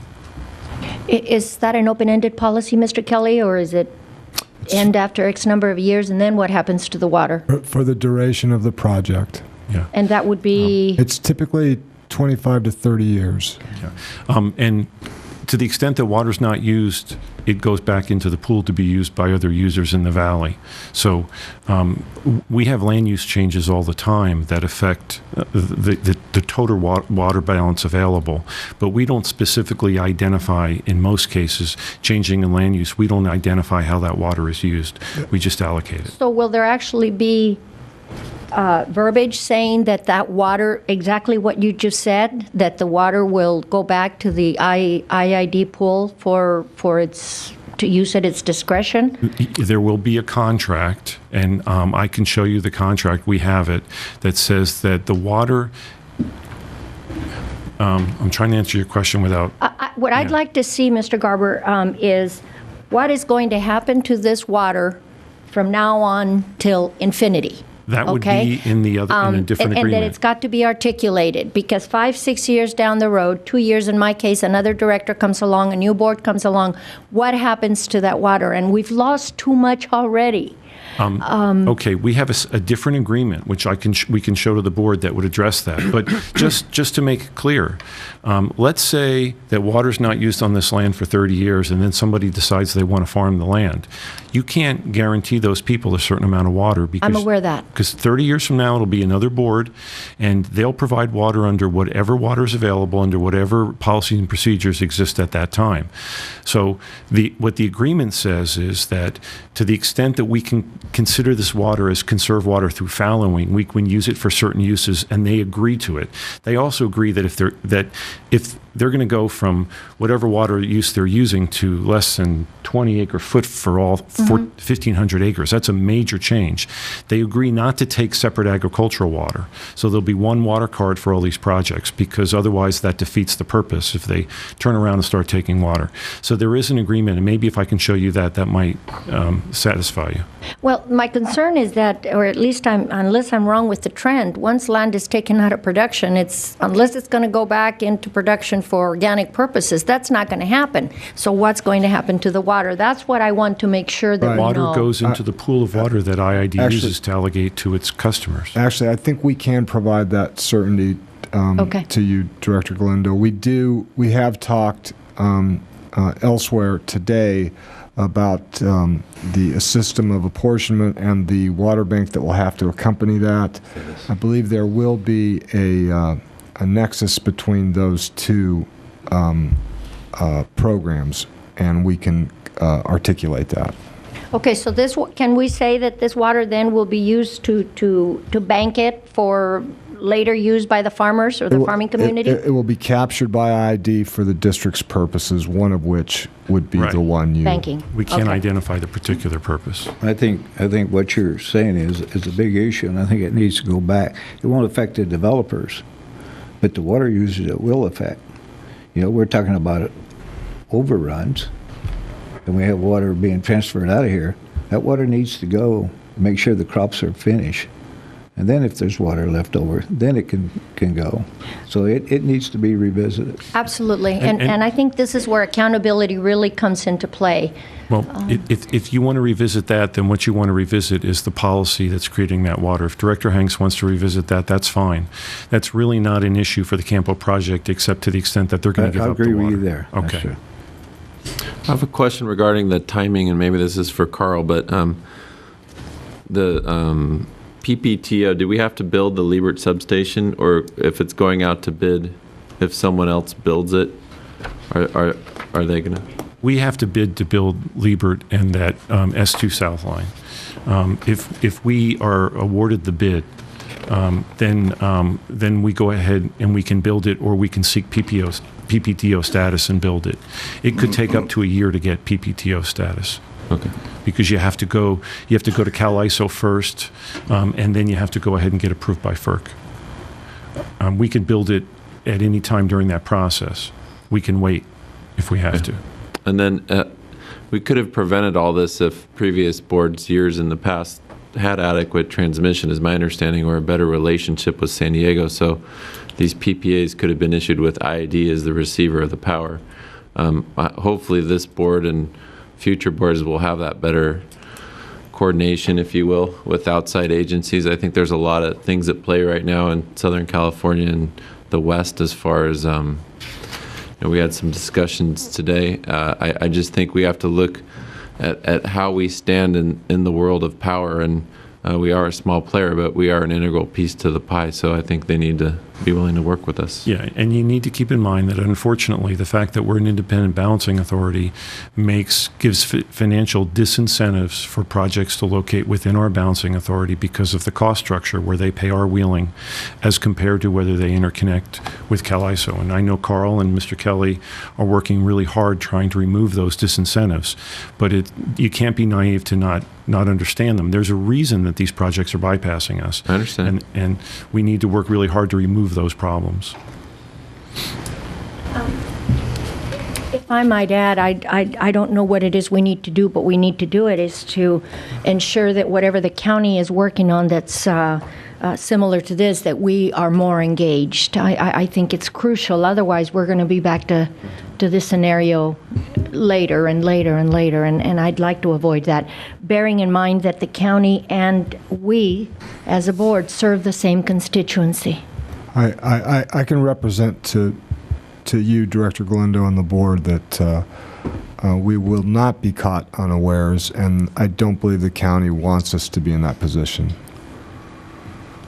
This was all driven by the renewable portfolio requirements, and there was a mad dash of projects, and both IID and the county were somewhat overwhelmed, and a lot of the projects disappeared, and it was difficult to know which projects are moving forward or not. That time has passed now. Let me address that. Actually, in our monthly PMO report that comes out, there is a section now for renewable energy that gets updated every month. So each one of these projects, we have a refresh on that on a monthly basis so that staff can keep abreast of what's happening there. And so we're socializing that, so it's not an isolated pocket of information, so we get a broader base of information out to IID employees to know how to react. By the same token, is that information going to be relayed to the board? Because that seemed to be, as Director Hanks mentioned, that seemed to be where the ball was dropped. And so it ultimately has to come to the board. The staff is very engaged. I mean, staff knows what it's doing. The question is, are we going to know what's going on also in a timely manner? And we don't want to beat this horse to the ground, but we can ensure that you get periodic please. Updates on that because it's really an important issue. So what we have here is the potential approval of action to negotiate and enter into an agreement consistent with this term sheet. Staff also enters into encroachment agreements ministerially. That would be done if we enter into this term sheet. These folks will still have to come back to IID for a water supply. And so they'll come back to you for water supply agreement. And there will be some other issues that may come back to you as well on this project.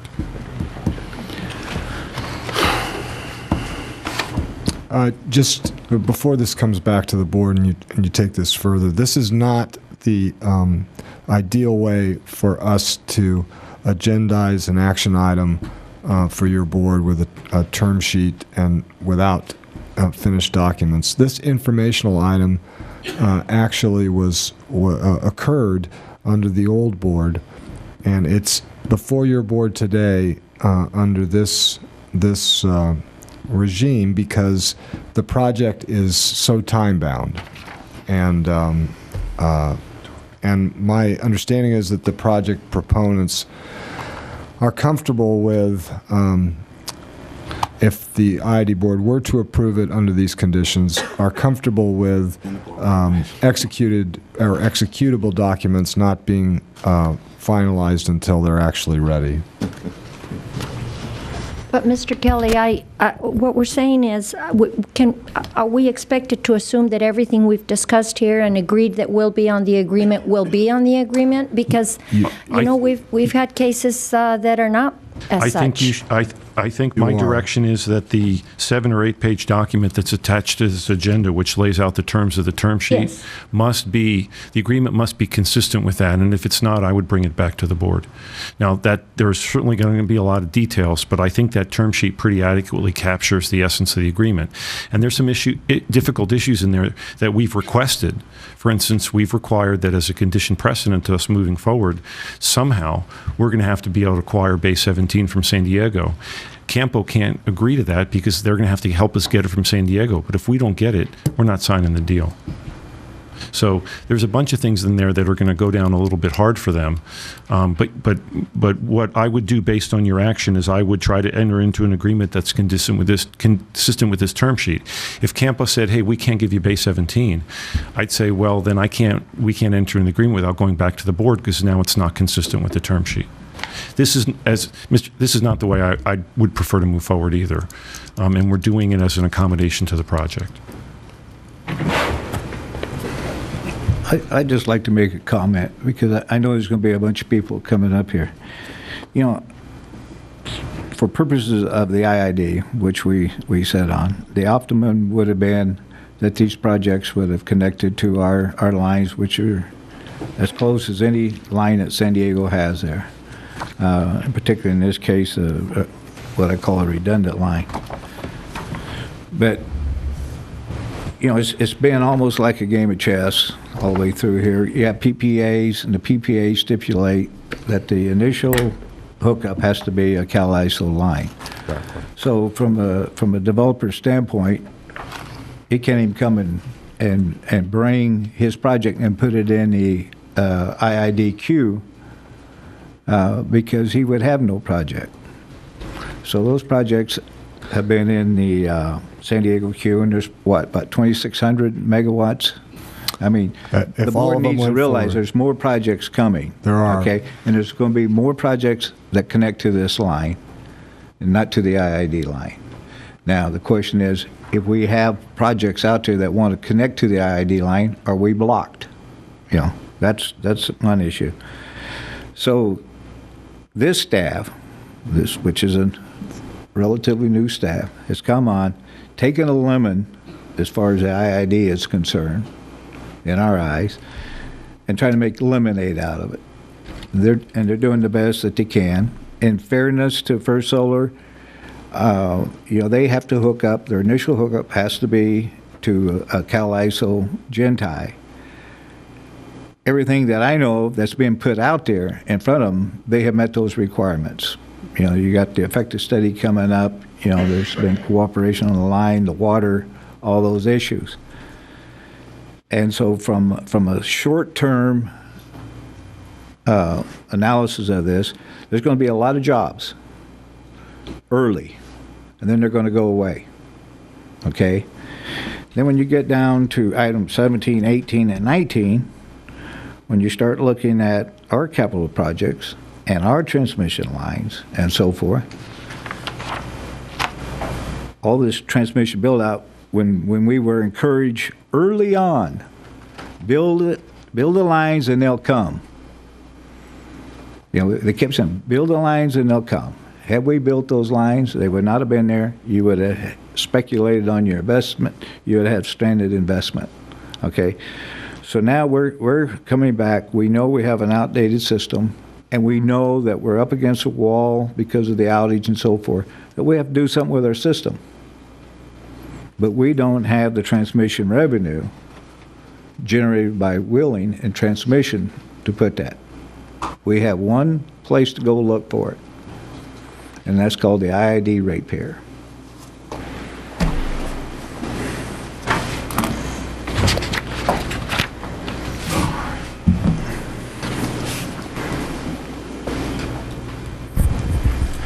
Good afternoon, President Desert, board members, IID staff, and public. I'm James Cook from First Solar, and I'd like to spend just a few moments with you to explain our perspective on this, the GenTi agreement, affected system agreement, and then just a general outlook on this project. The Campo Verde project is 139 megawatt capacity, enough to power 60,000 homes. It's clean, renewable, domestically produced power. We do have a power purchase agreement that's been brought up with SDG&E. And First Solar is uniquely qualified to build such a project. We are vertically integrated, and we're building the largest PV power plants in the world. And they're actually right nearby. So Riverside County is the home of one of them. Yuma County is another one. 250 megawatts have now been energized. That's the biggest in the world. In Imperial County itself, we are right now building the Tenaska ISEX project. We're the contractor and the module provider. We're a profitable company headquartered in the U.S. in Tempe, Arizona. During the plan, creating this plan of this project, and Jeff Garber showed you the map of it, we originally covered a much larger piece of ground through some better design work, use of some more efficient modules. We were able to respond to a number of concerns that people had, both about water, but also about taking agricultural land that's cultivated and putting it into some other use. And we were able to reduce the actual impact of this project by 27%. And that was primarily because we were here listening and trying to respond to what concerns folks had. This project site has been used to grow mostly grasses for hay, but also wheat. And in the report that Jeff Lyons did, he showed that the crop yields in this area go from average to poor in comparison to their expected yields. The CUP requires the land to be restored for farming afterwards. So there's a number of things that we do in order to make sure that happens. One is we bond for agricultural restoration, and we also will sign this temporary waterfowling agreement that the board has been discussing that would keep the water in the valley and could allow it to be put back onto that land. The economic impacts are great, and as Director Hanks pointed out, they tend to be mostly in the short term. But they're quite astonishing. So $239 million in net positive impact on the county's economy, $17 million plus in gross local county tax revenues. Now those do come over time. And the project generates 2.3 times more permanent jobs as the current use. And so these facts are each according to the county's own study that they commissioned. We also signed a public benefit agreement with funds going to agricultural benefits, and we've been actively in support of the local community, as you heard earlier. The job picture is impressive in the beginning. 250 construction jobs, and of course, construction has been one of the hardest hit industries during the recession. But actually, these jobs, the 5 to 8 operations and maintenance jobs, they're shown to be 8 to 12 in the county's report. These are really good jobs. They're high quality, skilled jobs, well paid. And we suspect that a number of the folks that will fill those jobs will come from those construction jobs that we'll be creating in the beginning. So I think it's a mistake to just look at the construction period alone, but I think it's important to note the operation jobs. And we are committed to hiring locally. You heard from one of our local subcontractors earlier. We had a large job fair in the summer, and we have a contract to work with the IBEW on this project as we do at Tenaska. These workers get to build new skills. They're able to move from project to project. There's a great apprenticeship program that the IBEW runs, and it helps diversify the economy. Now, what's important here is that we do protect water rights. Again, as the board pointed out earlier, when we first came here, we weren't aware of all what was important to the people in the valley and to the IID. Over the last year and a half, we've become very familiar with this, and one of the things that we usually come into an area and say, hey, we're building a solar power plant and we don't use very much water, and usually that brings great applause, and people are happy to know that their precious water is not used. Of course, in your area, you want to make sure, and the irrigation district, of course, set up to sell water. But what we do is through the solar water fouling policy the IED has just instituted, we would sign a water fouling agreement, and that allows the water to stay in the area. And incidentally, we don't get any compensation for that. If as the landowners, we don't get compensated. This plan also helps control crossings of the West Side Main Canal and is not a bypass. The project doesn't bypass the system because Campo Verde will build a transmission line from the project to the IV substation and will give it to the IID. Our power will flow through the IID's lines. We will also be a retail customer. And because of the way this agreement is set up, the load will be inside the IID balancing area. Again, the IID controls the crossings of the West Side Main Canal, and also consolidates them. And IID will sell Campo Verde electricity for its station power and its backfeed. The benefits are quite high. And one of the things that the board has noted before is that the project does not wheel through their system. However, the way the agreements have been set up, and it may be coincidental or not, the total that the Campo Verde project would be responsible for in both cash, land, and electrical facilities, which would be given to the IID, equates to roughly what we would have paid had we wheeled through the IID system. This is $13.3 million. Now, we've detailed some of that here. $4.5 million is found in the encroachment agreement. A little over $4 million is bound up in the Gentai agreement, where we build this line and give it over to the IID. About $4 million in the affected system agreement, which was raised by about $800,000 recently in response to concerns that the board had. And then additionally, some monies that we have either given to IID already through fees and surplus land that we've purchased, or increased right away that we will give to the IID, as well as the land for the substation and the mineral rights. So I've gone through this quickly, but I just want to make sure that you see that we at First Solar have done all we can to respond to the concerns that we've heard from your board, from the previous board, from staff, and from the local population in their questions about water, bypassing the system, and in the benefits that would come to the IID. And in particular, what's important about that final point, about the $13 million, is these agreements are structured in such a way that the IID ratepayer will not be responsible for any dime that this project causes in cost, and will actually benefit, the system will benefit because of the project being built.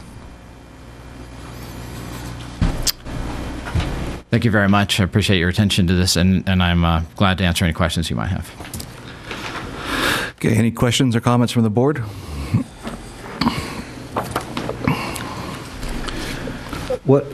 Give me an explanation what you meant by backfeed. Are you talking about inadvertent flows?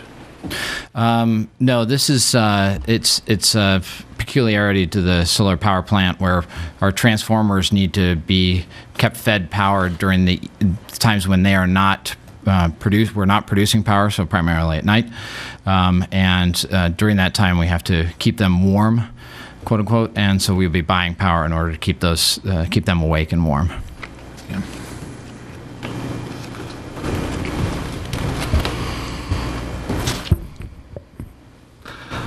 Question, comments from the board?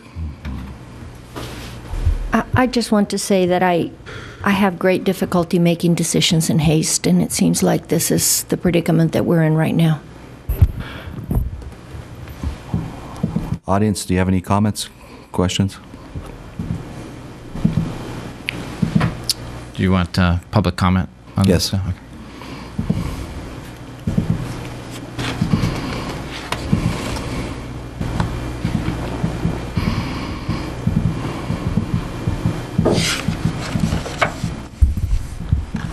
Good afternoon to the board. I would like to introduce myself. My name is Thomas Alexander. I'm the Imperial Valley CLP representative, and I'm the on-site coordinator at I-6 Calexico, the current site in Imperial Valley. I want to talk to you a little bit about what CLP does. We're basically we're a hiring contractor for First Solar, for the Campo Verde project in Tanasca, Imperial South projects, as well as many others across the U.S. What our primary focus is placing non-union construction workers to perform various tasks, including post driving, tilt installation, and rail table installation. Excuse me. Yes, ma'am. Would you please repeat that? Did you say non-union? Yes, they're non-union workers. Okay, thank you. In support of First Solar's commitment to hiring locally, our goal is to hire as many qualified local workers from Imperial County as possible and place them on solar projects throughout the county. So basically, I'm also in charge of the hiring for the county. I basically go to the one stop, and what we do is we take the applications and the qualified applicants, and we have a classroom where we bring them in and we give them an introductory on things, and pretty much tell them about the project, and they're all from the local area right here in Imperial County. Yes, can you tell me what the difference is in the wages that you pay that would be union wages otherwise? Well, basically with our wages, we have a set scale, so we pay well, I won't name the other company, but we pay a little bit more than the union company on our site.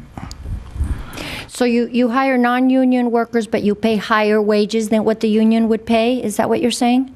Yes, we pay a little bit more than what the current union workers are receiving. Thank you.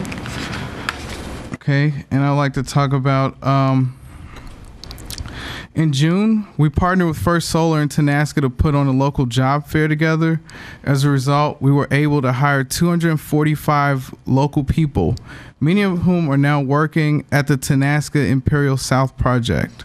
Of these 245 people, a pool of 164 workers still remains and are all ready to be placed on First Solar projects you have before you here today. I'm here to show you support show my support for the Campo Verde project and urge you to approve this agreement so that together we can put the people back to work in Imperial County. Thank you. Any questions? Thank you.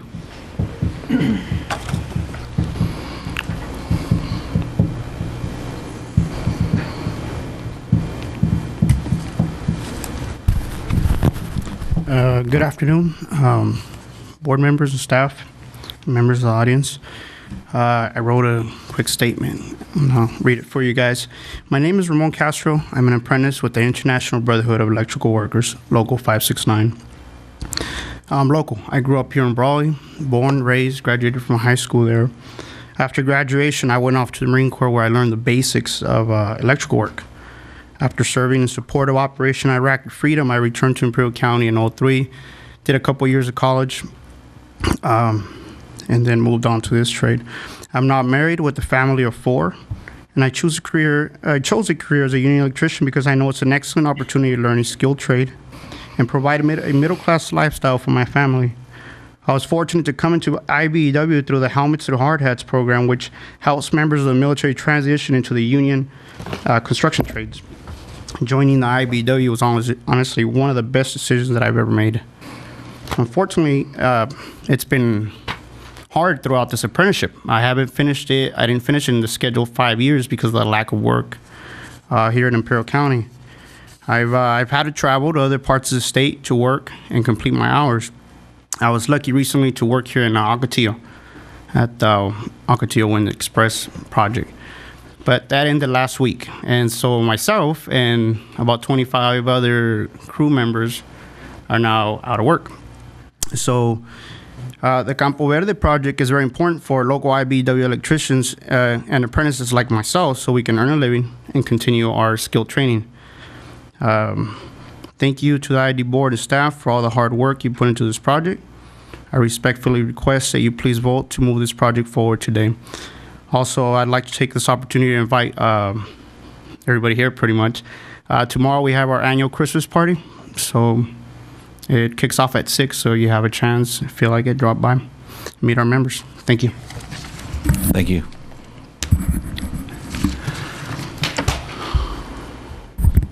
Thanks, and I'll just point out that both Ramon and Thomas are both Marine Corps veterans, as am I. Supervisor Gary Wyatt, did you want to say anything?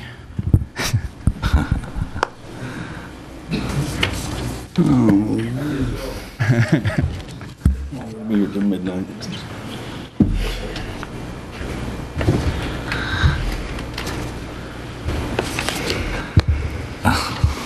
I am Gary Wyatt, almost formerly somebody of the Board of Supervisors.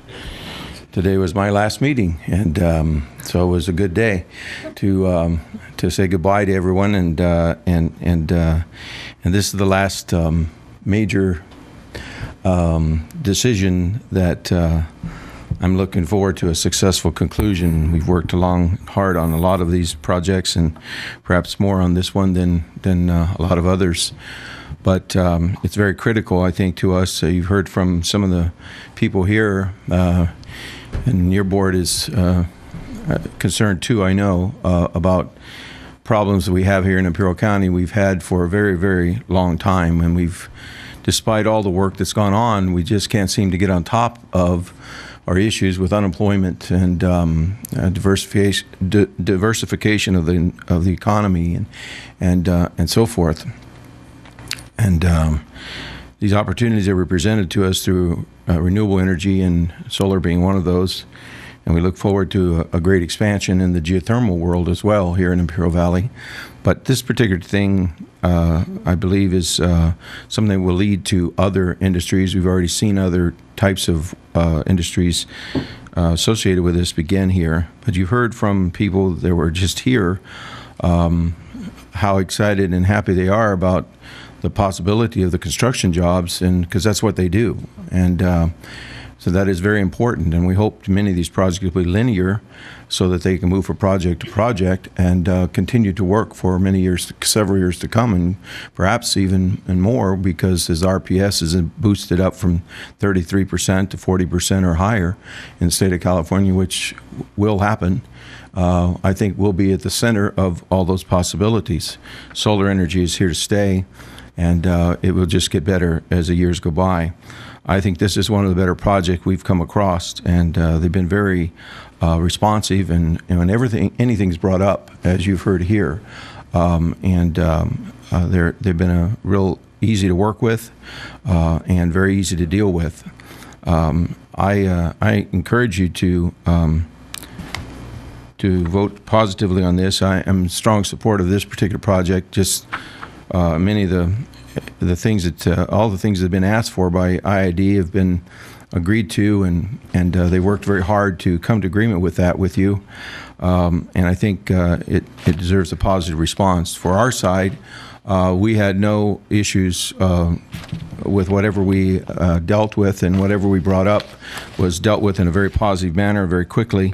I know that this was scheduled to come before you many months ago, and in the life of projects, one thing after another seems to trip over itself and cause a delay here and a delay there, and before you know it, you're up against it, and they're up against it. And but our board was a strong supporter of this, and we still are. We've had some conversations about it, and I personally have been very strong support of it, and I thank all of you for your diligence with this, and I understand Director Galindo about the making decisions on short notice. 12 years being on the Board of Supervisors, it's happened a few times. Well, probably more than a few times. And that just sometimes is the nature of things as they go. And this coming in new, it was felt to wait till the new board was seated to make this decision. So it put it in a position.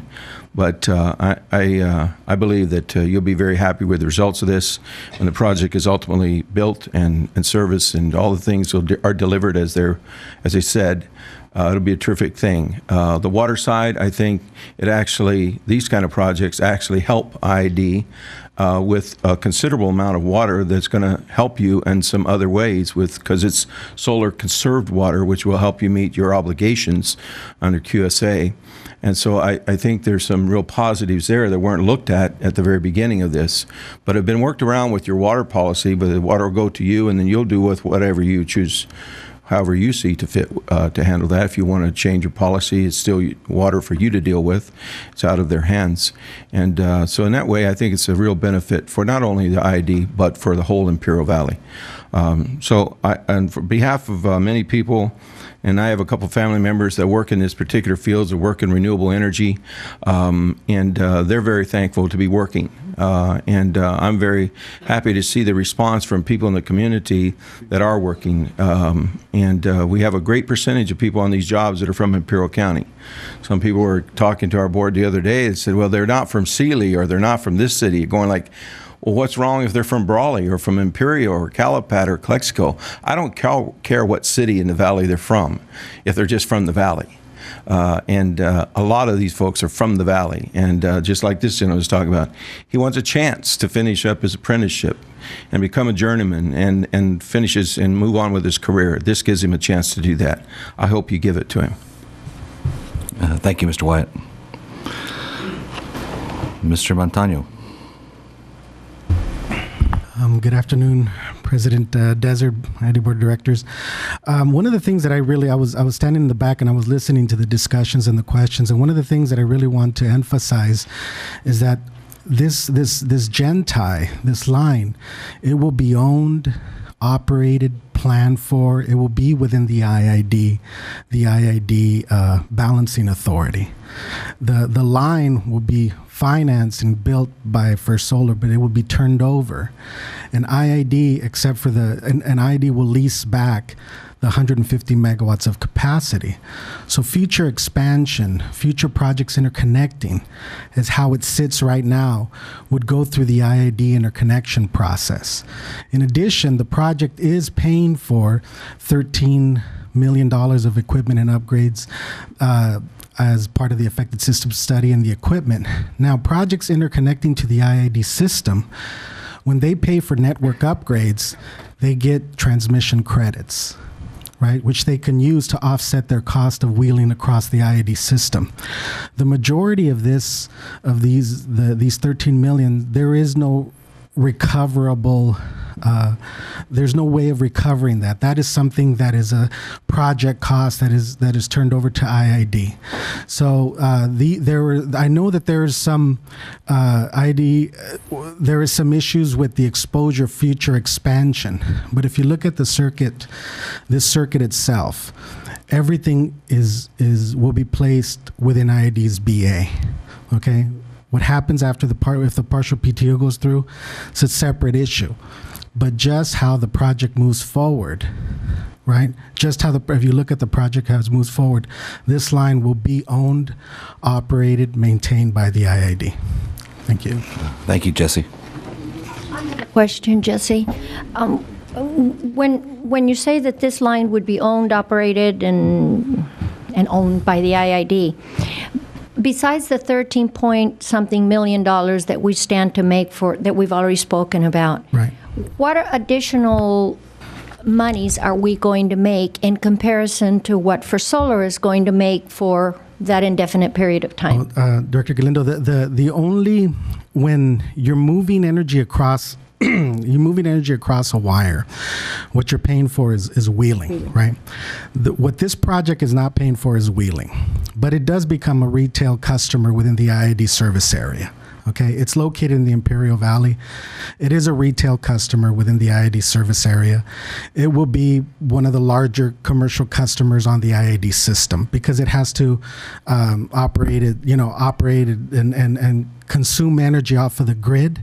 So it will be a retail customer. What it will not pay is wheeling. Okay, other projects that are interconnected to the IID system do pay wheeling, right? But for the money that they spend to upgrade the IID transmission system, like Path 42, they receive a credit, okay, which they can use to offset their wheeling charge for a period of time. This project, the money that it's putting forward, will not receive that credit. It can't use that credit because it's not a transmission customer on the IID system. So it's basically turning that equipment over, that infrastructure over, and paying for some of the affected system study, paying for that without a way to recover that revenue because it's not a transmission customer on the IID system. Jesse, what kind of energy are we talking about the project consuming at night to stay warm? About a megawatt. A megawatt. About a megawatt, yeah. So, point of clarification too, because there was a misstatement back here. We're setting up a tariff for the backfeed issue, as Jim talked about, but they're going to be required to build station service out, take their station service off our distribution system. So there's going to be 2 meters out there, one metering the backfeed, one metering station service. And Carl, correct me if I'm wrong, but a normal 50 megawatt plant be about $1 million a year in wheeling. Is that right? Yeah, that's about right. So this is 150 megawatt? Hang on, that's when you look at it, as Jesse said, the way our structure is set up, we're set up to recover our cost. So if we have them build the lines up front, then we credit that infrastructure build out back to them as they will energy across it. And we don't collect the revenue on that. We collect the O&M components and stuff like that. But that's credited back to them. That's a zero risk position for our ratepayers so that this doesn't impact our ratepayers. As I said, they're paying this cost up front. It's a zero risk position for our ratepayers, and they're turning that over. And they're paying all the O&M cost and any cost that is associated with reliability compliance in the course of that, plus all the distribution. Right, but I'm just asking because other generators have asked me, affected system studies are for anyone joining the generation or tying into the IID grid, is that right? No. Anybody who impacts IID. Okay. Whose project. People that are off our system that are impacting flows through our system and overloading elements. So if we get a new geothermal plant or solar within the system, they don't pay affected system study costs? No, they'll have a study to look and see their impacts to the system, and they'll have interconnection costs and maybe transmission costs. But again, that gets credited back to them. Right. Okay, we have one more comment from Mr. Montano. For a solar project, Director Benson, for a solar project, the wheeling rate is approximately, for a 50 megawatt project, is approximately $520,000 per year. Okay, we have one more comment, Lindsay. Hi, Lindsay Dale, Imperial County Farm Bureau. We neither support or oppose this project. Our position on these solar projects has always been how it will impact adjacent lands that want to remain in agricultural production, and what will be used with that unused, how that unused water will be used. Mrs. Galindo, you do have valid concerns, because through this process, to my knowledge, unless it's happened closed doors, the previous board here was not in the discussions on how the water will be used and how it will be distributed. Our position has always been that unused water be returned back to the ag pool. Not necessarily IID, but the ag pool. These lands are temporary use. They still remain ag zoned. Therefore, it should be used either with the landowner in their farm unit or the ag pool. So you do have valid concerns, and I ask that you revisit that. We need to completely understand the solar process, or the solar water distribution policy. I hope to get that better definition tomorrow at our water committee meeting, because that is on the agenda. But you do have valid concerns, and I hope that you will educate yourself as well as the rest of us in how that will be distributed properly. Thank you. Okay? Thank you, Lindsay. Okay, board, it's time for us to, Mr. Cook, you have some. I just make one closing comment. We're very proud to be working with CLP, hiring non-union workers, but the majority of the work on the project will be unionized labor through the IBEW. So I just want to make a distinction that it's a majority of the work is IBEW, and then the remainder is from is non-union workers with CLP.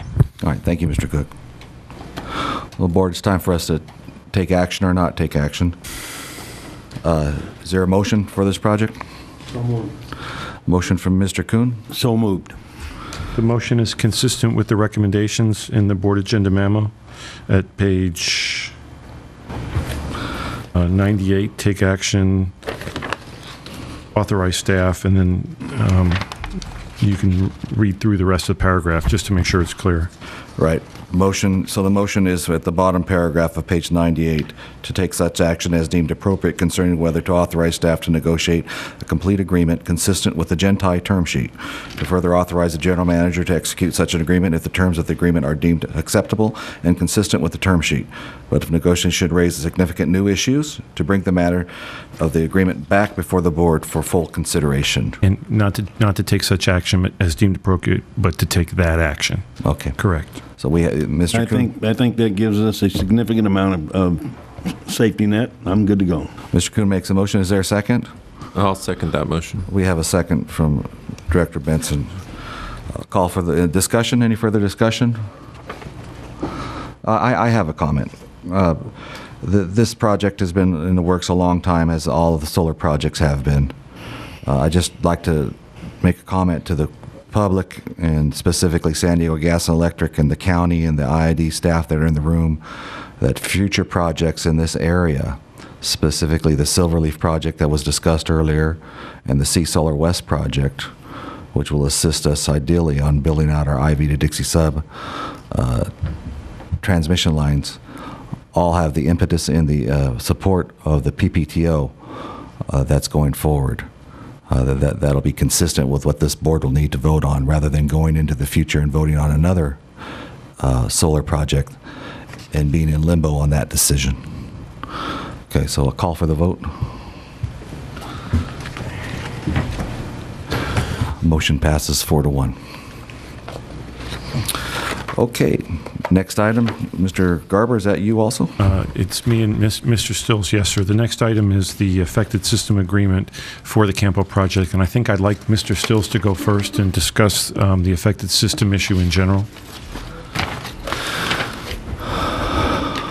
Again, some months ago, the IID was notified in PPAs and LGIAs that we were an affected system from projects that were tying into the Cal ISO system. And we've established a base case working with the Cal ISO. That base case had a criteria that any project that had a COD date of prior to 2015, if they had a PPA, we wanted it to be real. And then we were going to run the base case. The base case scenario had 10 participants in that cluster, totaling 2,689 megawatts of energy that would be flowing across the system. We completed that study process the other day. This agreement was one that was brought prior to you. That was a cap so that they can move forward with their financing. But we've completed that. We're getting ready to communicate that to the developers on Thursday with our stakeholders meeting. It does call for a certain methodology that we're using, and that methodology is an allocation methodology of the impacts to our system. This cost that's in here, the $4 million that you see in this agreement, originally was 3.2 when it was brought to this board on a cap before, and that has been raised based on having the knowledge of what's coming out in that report. And I believe Mr. Cook has already been talked to about that, to go ahead and put that in there. So this agreement would be their allocated portion of that report and a cap. based on the allocation of the report that we know what those numbers are. So this affected system would be their impacts and their proportionate impacts to the flows through our system and the overloads that they cause in our system. Okay. Okay. Comments or questions from the board? Yeah, on page 112, you have a list of cost caps. What happens if one of the projects, like Imperial Valley Solar, fails to develop the full 600 megawatt? What happens then? Their base case is studying the full 600 megawatts. This allocation is based on that. So that was part of the criteria. It's what they filed with the Cal ISO. They were given an opportunity to minimize that. They haven't done that, so the methodology is to study the base case and the total impacts. Have they put that money up front? No, that will be required for them to do so. What happens if they just develop the 200 megawatts and they fail to develop the other 400? But they'll have to, well, actually, the AES has got a COP to the full amount. That's there. AES has posted a letter of credit for the full amount. You're asking me if AES decides not to develop 600 megawatts, what would happen? Do the remaining ones in the queue then have to step up? But according to this, you have it capped. I think we have the ability to go ahead and liquidate their LLC for the amount that we need based on the agreement, unless somebody else steps in which case we have the ability to substitute. But once they've posted the LLC is essentially a financial guarantee that they're going to pay the money. If they decide to change their mind, we're holding the LLC. I think that's the IID ratepayer will not be on the hook if they fail to develop. No, sir. As long as it's within the amount of the LLC, the IID ratepayer will not be on the hook. I need to say something. The agreement with AES was capped at $13 million, and I think in this new study, because we ran the parallel path, that $13 million, we did an internal study from our planning group that came up with the impacts to our system. The study that is coming out, we had two parallel paths run, an independent contractor or consultant running an impact analysis, which is actually going to be a little higher than our internal staff. AES's is actually going to be a little short. Nobody else in this process, we've already adjusted Campos in here. Pattern has chose to wait till they get the affected system study, which that'll be communicated to them on Thursday. So the rest of them are going to be the according to the actual study that'll be put out on Thursday. Carl, what's the status of the AES project? Are they approved with supervisor through the county? The AES is entitled. I think they posted their letter of credit. I'm a little confused, but they're moving forward as far as I know. And they have a PPA? They closed their financing. They have a PPA. So they're ahead of First Solar? Right. Or behind? Correct. They kind of happened before this new board. Sure. Okay. But they have closed their financing. Okay, let's go. I have a question, Mr. Chairman. Have these projects been presented to the Energy Consumers Advisory Committee? I don't think so. These projects, the affected system issue has been presented to the board on multiple occasions. I do think the affected system issue was presented to the ECAC. They have been presented in the aggregate. They've not been presented project by project. Okay. Well, it's my understanding that, and I value that committee to no end, as you know my history with it. I would suggest that these projects be presented to them with sufficient time for them to look over, digest, and then give us their consensus on them, because we have some expert people on that committee that can guide us also and help in our decision making. Mr. Perez is in the audience, and Mr. Perez, I apologize for not having brought these to you earlier. Okay, any further presentation? No, just for your consideration. No, if there's any questions on the contract, I'll address them, but Carl covered the high points. Okay, questions from or comments from the board? Yeah, I've got a question for Jamie Asbury, if she's there. He was.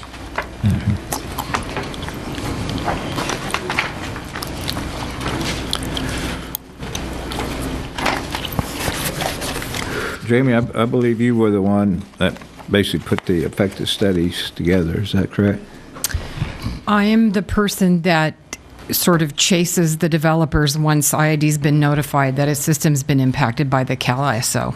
Are you confident that our system is sufficiently protected with the studies that's being made and the revenue that's being provided? It's not an easy question to answer because it's not a yes or no. It's under certain conditions in the Cal ISO if they adhere to the things that they said that they will do. I would say that there's probably no substitute for a hard physical upgrade.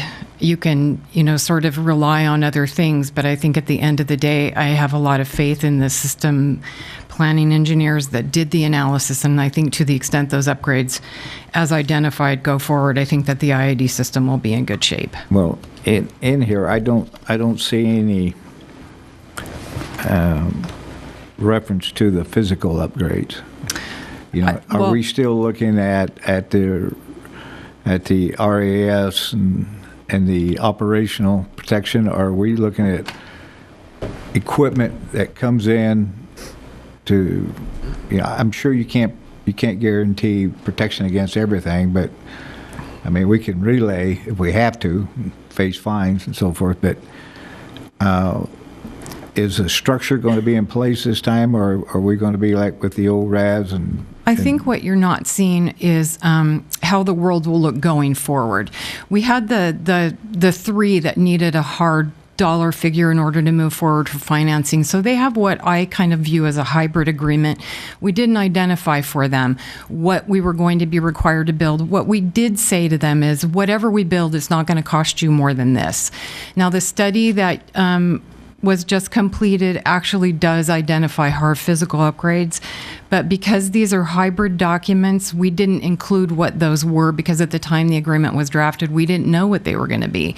So you haven't seen those probably yet in the full sort of light in which they are identified, but they're relatively significant, and I think that system planning and the transmission planning engineers are comfortable that those upgrades will mitigate any impacts on the IID system from interconnection of this generation. Do you foresee anything in the design that would limit our import capabilities? As it sits now, there's no change to the S line. That's where the way it's interconnected. I don't see that there's any impact to IID. And I think that the way that Carl and the transmission planning engineers sort of see it in a future, in a way going forward, I don't think that that's going to impact IID. It'll sort of be the IID proper system and the IID. I view it as the IID annex, the Cal ISO portion. On the current line as it stands, we do get overloaded from time to time. We do have fuses blown, and we do have, so is that going to be is that concern going to increase, or how's that going to be handled? I think on an interim basis, we've been pretty forthright with the ISO. They've said, well, we don't need you to do certain things. We're going to manage that on our side of the house. And I think to the extent that they do what they say they're going to do, and there are a couple of other steps that we're going to take with them to get really comfortable, and Carl has been much more involved in that than have I. But I think to that extent, as long as they use their congestion management and their remedial liability measures on an interim basis until we have hard upgrades, I think we'll be okay. Let me explain that process, because what we're setting up is a process. It's looking at the impacts to our system and the proportionate impacts to our system based on a number of tests that we've run, power flow studies, short circuit analysis, things like that. We've identified upgrades pre and post study here so that we could see what our current loadings are. We could see what their impacts to this system are. In that impact analysis, they've been apportioned a their proportionate share of the cost of the impacts. That proportionate share, again, goes back to kind of a no free rider theory type situation. They're impacting at 30 or 40% or 80% in some aspects of it. They pay that proportionate share of the impact. And then the next group that comes along would put it over the edge for the replacement. They would pay their proportionate share. That goes along with a methodology that we need an agreement from Cal ISO for an SOP that goes in place that says that they will curtail that generation prior to us having to counterflow that generation for any overload that occurs, so it doesn't cost our ratepayers anything. To the extent that they will do that, there won't be any issue with this proportionate share. To the extent that they balk and want to keep the same status quo agreement we have in place, that's not good enough for us. That will trigger us to go to the full upgrade, and that will be the responsibility of the generators to pay. Carl, when both lines are hung on a pole, the future plan, are we going to expect the IID employees to work on, say, on our side of the line, but the other line fully charged? Or do we have something in the agreement to protect our workers? Well, there's clearances that will have to be taken out no matter what happens.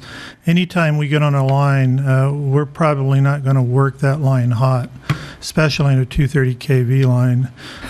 We would have to require outages, lock out, tag out those lines before we got on and work on them. Both sides. There's coordination. There's also We do that now. There are fairly standard protocols that would go in. I just want to know, are you going to lock out both sides? Yes, we do the same thing now on the K and KS line when we're flowing energy. So our SOC will control that. Well, it'd be a coordination between the SOC and the ISO, because it depends on who has control and who has to do the maintenance. Okay. But there are procedures in place to handle that. Carl, I have a question, and just related to the budget issues of these affected system studies. Does this fall in the 2013 year, and is it all accounted for in the current budget?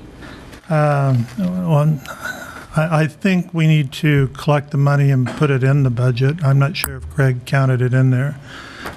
We didn't have the study report done, so there wasn't anything we could put in there. So this would add to the This would current be budget. added revenue to that, yes. But additional tasks as well. Yes. Okay, thank you, Carl. Any other questions from the board? Comments from the audience? Okay, do we have a motion? So moved. Moved by... Or did it, didn't we? No. Are you asking for a motion? Yes. The motion So is moved. to approve execution of the affected system agreement that's attached to the agenda. The second? I'll second it. Second by Director Benson. Discussion? Call for the vote. It passes 5-0. We'll take a 5-minute recess and be back in here a little after 4 o'clock.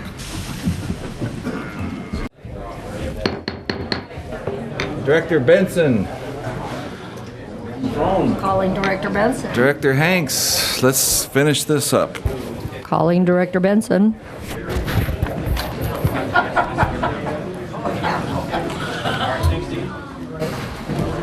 As he slowly walks up. Okay, this meeting's back to order. We're on action items. 14, review approval of internal audit plan for 2013. Page 157 of your agenda. Betty presenting. Hi, Betty. Good afternoon, Mr. President, member of the board. We have today, as in for every year, the annual audit plan for your consideration and possible approval. The goal of the internal audit section function is to provide independent, objective, reasonable assurance designed to add value to and to improve operations. Considerations in the basis of developing the audit plan is Policy B6 of the Governance Manual adopted in July of 2007. And that states that the board may request that special project be conducted at the board's discretion and direction. Adherence to plans, policies, and standard operating procedures, compliance with applicable laws and regulation, achievements of effectiveness and application of administrative and financial controls, achievement of effectiveness and efficiency of operations, of reliability of audited district data, and safeguarding district assets. Other considerations in developing our audit schedule is input from district management, consideration of the views of the external auditors, regulatory agencies, and observations and recommendations included in previously published audit reports. In your board agenda, we have our audit schedule a little bit more detailed with what we have here, but basically we have 12 items on our schedule, which doesn't mean we're going to have only 12 audits. There's going to be more than that. Some of our audits are based on requirements of policies, and some of our audits, as going to be the local entity, is also required, and this time is going to be indication of competitive grant program award, which I'm going to cover a little bit on what we did in the past for the benefit of those of you that are new to this board. In addition to the board-approved audit plan, the internal audit section fulfills other duties and responsibilities that include monitoring, addressing, and reporting on the hotline activity, customer service reviews of division office processes and activities where we assess internal controls and conduct unannounced cash counts. We assist outside auditors as necessary, as well as any regulatory and judicial agencies as necessary. As I mentioned about the award winners, in 2010, the district awarded a total of a little bit over $4 million. And of those, we audited 2.2 million, and here we have the audited entities. If you have any questions, I can answer later on. And this was the non-competitive award winners. And we also audited the competitive award winners in 2010, and where the total award was 1.2 million. The program total was a little bit over $2 million, and the difference, it represents the percentage of which each entity had to participate in the program. So if you have any questions, I would be happy to answer to you. And if we have any addition to our plan, we can do it at this time, or like I said, we can do it any time during the year.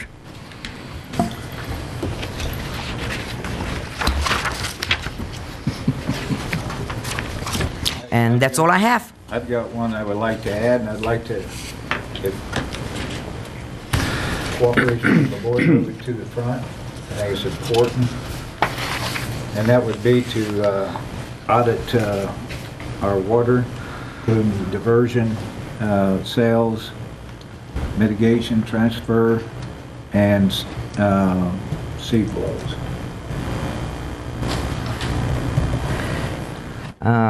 Just for...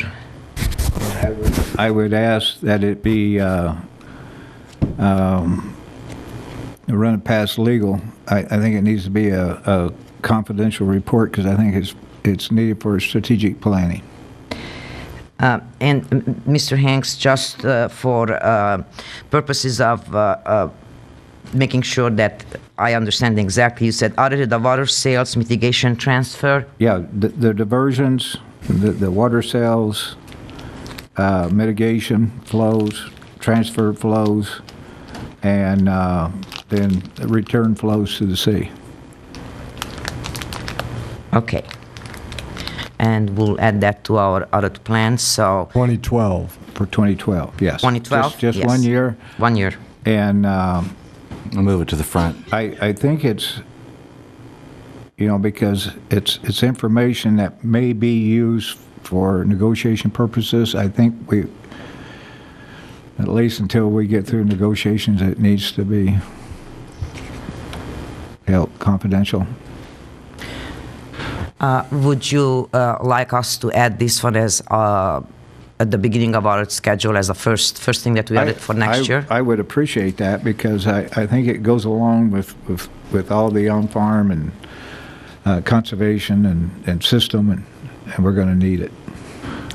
Certainly will do that. And Betty, for the new board members' information, it's not uncommon that we add new items on there, give you During the year, expanded anytime. projects. Yes, anytime. It's during not the year. unlimited what we can, with your time and availability, but there is some.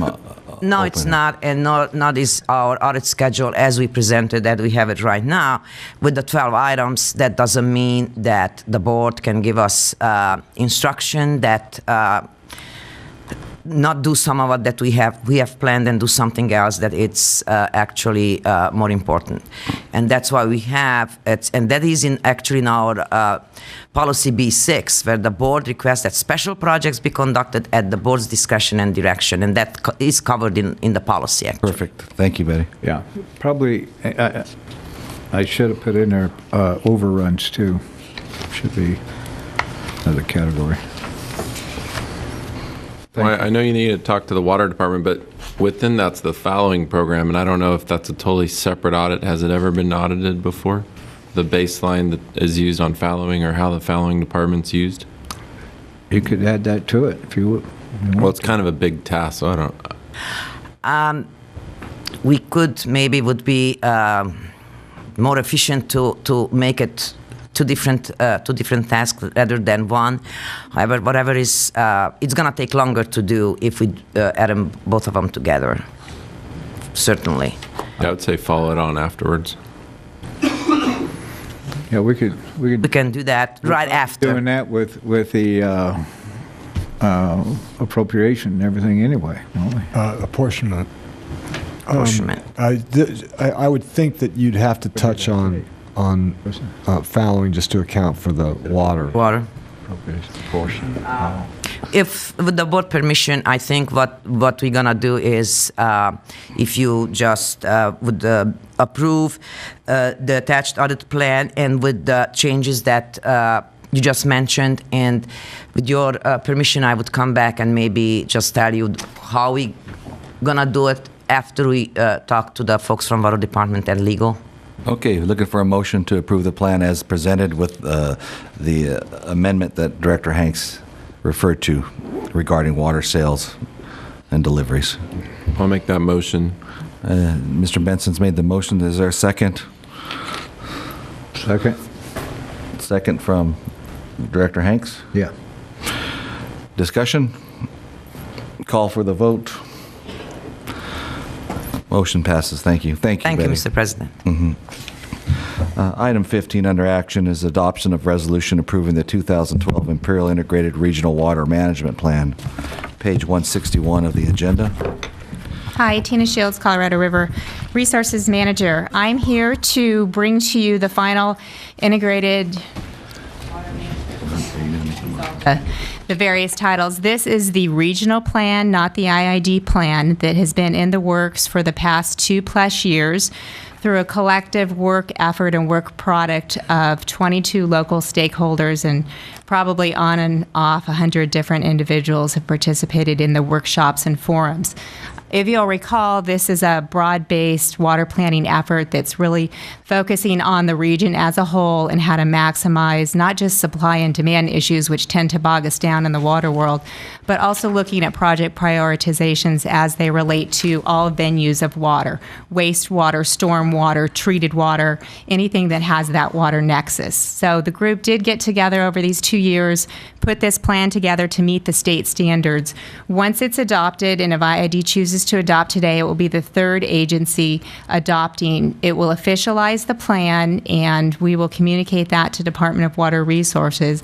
It would then make this area and projects that are contained and supported within the plan eligible for Prop 84 and Prop 1E funding and for future water bond type of monies. So that is sort of the carrot that's being dangled. It's not large sums of money right now. The next funding cycle is a little over $5 million, and it is a competitive process with other regions. So we will have to go out there and compete, but it would provide an opportunity for additional funding for local projects with the longer-term goal of looking ahead and looking for opportunities to think and react regionally as opposed to locally.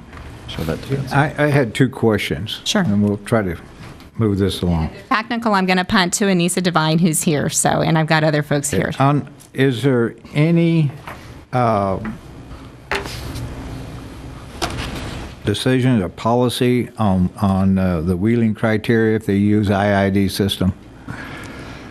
Or is that This group didn't really discuss that. There was consensus that there's some different opportunities and policies necessary, but the wheeling policy would be whatever the IID adopts, and you have one in place, and as it changes in the future, if that's in the document would be updated to reflect any changed events. Okay, if there's any dispute over groundwater versus seepage, is there any provision in there for that, or is that?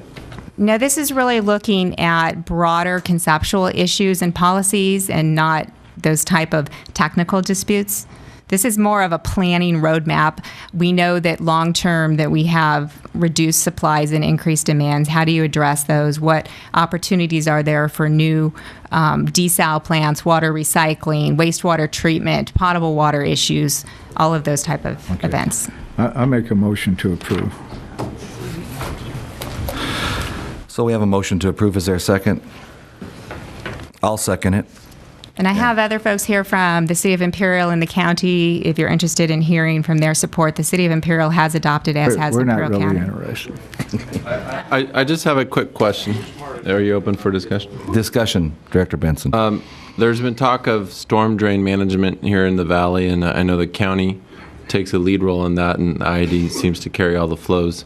I don't know, does this speak to the storm drain issue at all, or is it a completely different issue when you get into? No, it's one of the issues that would be appropriate for this, but the bottom line is when you start looking at all the issues, there is no entity willing at this point in time or that has historically taken on that charge. So it was acknowledged it's a great need. It was acknowledged that we don't get a lot of rain, so the need doesn't come often, and when it does, we wish we would have done something. And it was essentially moved off to the side to say it is a priority should funding become available for those type of opportunities, but it was not specifically addressed because of the other issues that folks were focusing on. That's something the county could bring forward and also have access to the revenue stream, right? The bond. Marlene Best, City Manager, City of Imperial. Thank you very much for just a moment to address Director Benson's question. Relative to stormwater, it was dealt with on a peripheral matter relative to the IRWMP, but you are correct. There are other concerns that are floating around, pardon the pun, but floating around in the valley at this point in time regarding stormwater. And there is a meeting scheduled for tomorrow just for city technical staff from a variety of cities to get together to start thinking about what are we going to do about this issue, because we are getting pressure from the state of California to try to handle those issues. But it isn't anything that would provide any kind of influence on this particular document at this point in time. This is a planning document, as Ms. Shields referenced, so it's not going to influence that discussion at all. Okay, and is IID staff going to that meeting tomorrow? I'm unaware of that, sir. It was organized by the city of El Centro, so I'm not sure. But I would add of a plan were developed and projects identified, they would then be submitted to this regional group once it's formed and then go through a prioritization project, and then they would be eligible for stormwater funding from the state. Okay, the other comment that I've received from numerous farmers is, does this change in any way the prioritization of water from a farm use or even conserve water off of a farm, and do they lose the ability to use that within their farm unit or however we deem appropriate? I know there were issues about prioritization of water. My understanding from staff is the best way to address conflicting issues with regard to that was they were removed from the plan. It is an IID policy, the equitable distribution. Whatever you choose to do now or change in the future, that is what it is. This plan does not specifically address those or take aside. So this is more to create new water out there in the community, or Your plan, IID remains the purveyor of water for the region, and it's separate and distinct from this planning document. Okay. The groups, you can't help but get bogged down in supply-demand issues, but it's really intended to be much broader based. Right.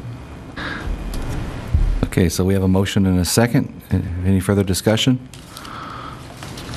Call for the question. Nothing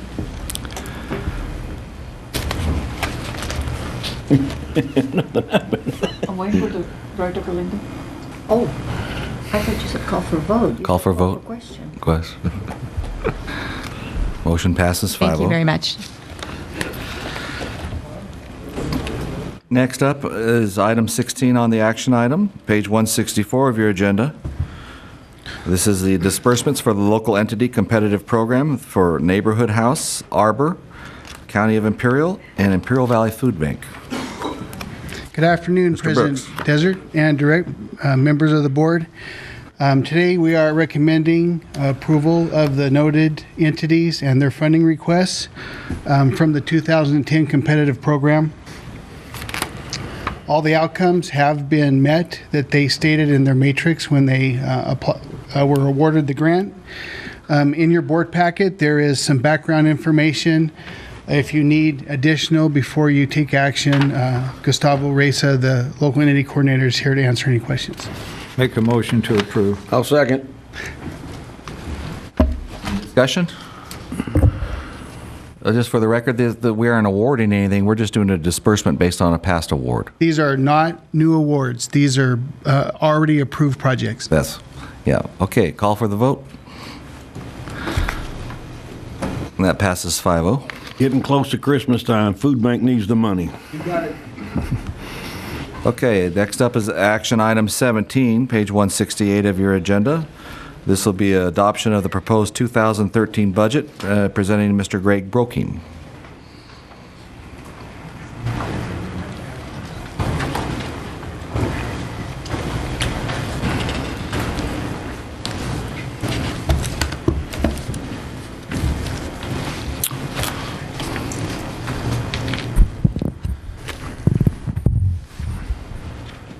My presentation today will concentrate on the changes that we've made since the last board meeting and some of the other changes that we've been working on since we first published the budget book. And then what we're handing out now is at the last board meeting there was a few questions that the board members asked, and we were able to get answers for that. So I'm going to be discussing some of those questions verbally and others through the handout. And then we've put copies of what we're passing out to the board on the back table here for the public. There's two. I just got one.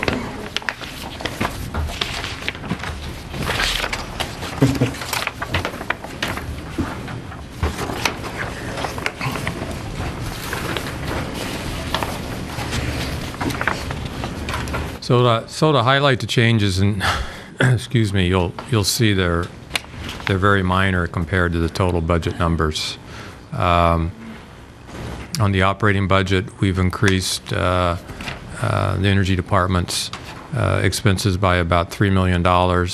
That's as a result of a revision in the revenue stream. So we're having additional monies available, so we increased their O&M expenses accordingly. The water department, as you'll see, there's very little difference between what we originally proposed and they're proposing now. It's about $100,000. On the capital side, energy has a big change, but in reality, it's not really a big change. It's $13 million, and it's a carryover of the El Centro Unit 3 repowering project. It wasn't going to be completed this year in 2012, so we're carrying those costs over, and that's by far the largest component of that increase. And as you can see on the water capital, is very little difference from what we originally proposed and what we have proposed now.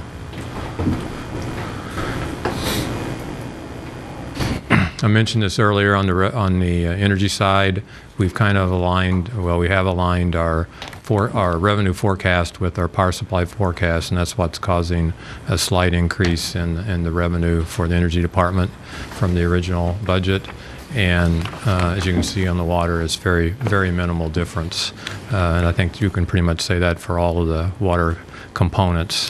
There's very little change from the original budget. And these are the reasons why. I'm not going to go over them right now, but the board and public, if at a later date they have some questions for me, they can.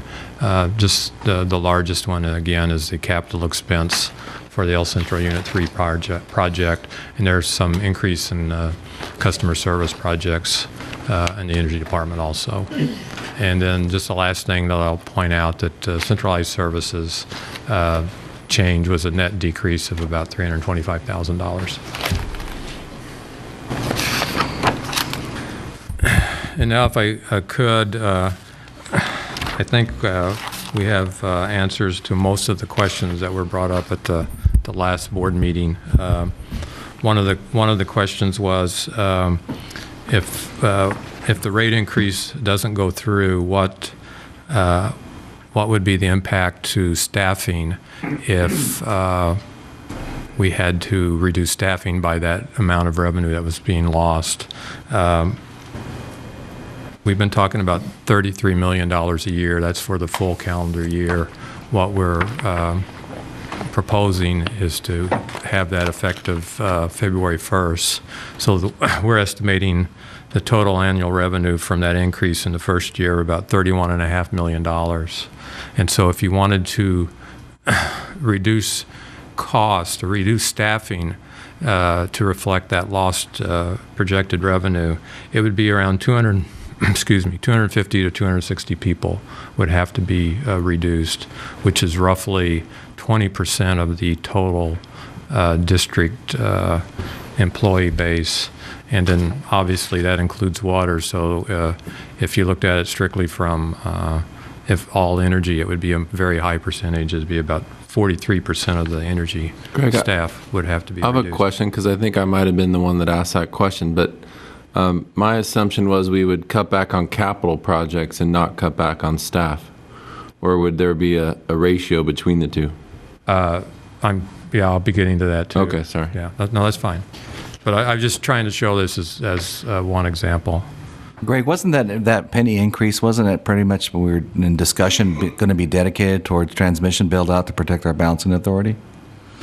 I think it's going to, it can be, but it needs to be dedicated to all capital projects and all expenses, because I'm not sure that with the half cent that we have already dedicated to transmission, that transmission could spend $50 million next year. I think Carl could spend $50 million. My recollection was that it was driven most acutely by distribution and the capital deficit that we had. Is that right? Yes. Yes.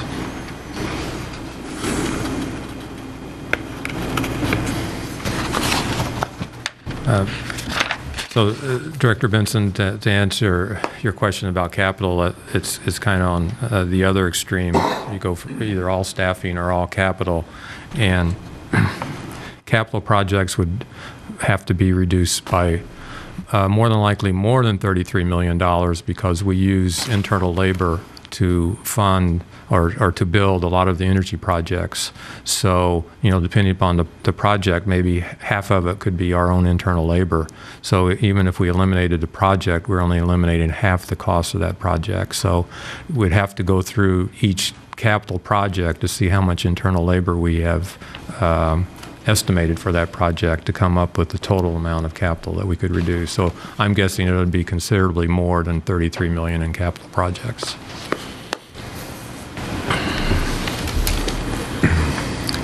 I believe another question last week was the number of vacancies that are in the district.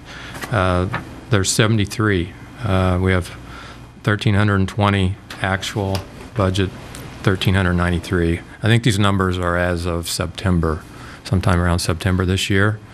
So the Water Department has 6 vacancies, the Energy Department has 45, and Centralized Services has 22 for a total of 73. And I believe that's one of the handouts that we gave you. And then there's the support, the actual positions that total that, supporting that summary page.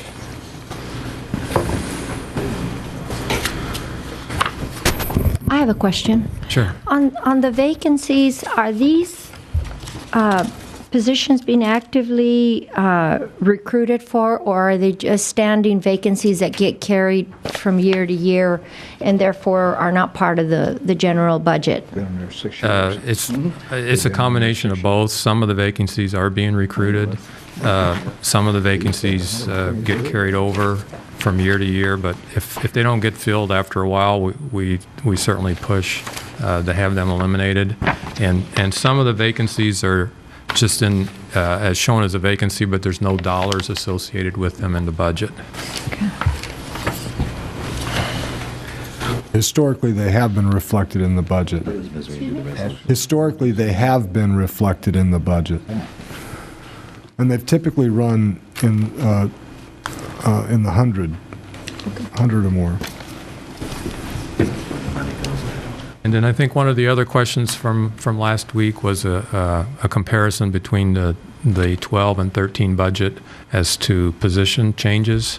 And that's the 11 by 17 handout that we've passed out to you that goes into detail of a lot of reorganization going on, pluses and minuses, but I think there's a net 1 increase in that table. So if say you have 1/4 of these positions, for the sake of argument, that are filled and the other 3/4 are not, and were not last year, the year before, is that money carried over, or is it, what happens to the money that's actually budgeted for these positions? Is it carried over from year to year, or is it added, or where does it go? If it doesn't get, if there's money budgeted for the position in the budget and the position does not get filled, then all things being equal, will be under budget and the money will not be spent, and it'll be the money will be carried over to the next year, and then we have to rebudget the following year. Huh. Okay. And then I think there were 2 other questions from last week. One of which was the impact on the Energy Department from actual staffing from year to year. And we've broken that down into clerical, management, and rank and file. So what we compared was 2009 to 2012. And during that period, the number of clerical positions went up by 1. It went from 35 to 36. Management positions went from 43 to 36, decrease of 7 or 16%. And rank and file decreased from 499 to 475, or 24 positions, for a total of roughly almost 5%. And the total decrease during that time was 30 positions, 30 actual positions. And these are positions that were budgeted for? These are actual positions. These are positions that are filled. So whatever dollar amount that accounts to, is that money then carried over, or since they were No, that was spent. That money would be spent because they're actual positions, so They we were would have filled? spent them. They would have been filled, and we would have spent it during that year.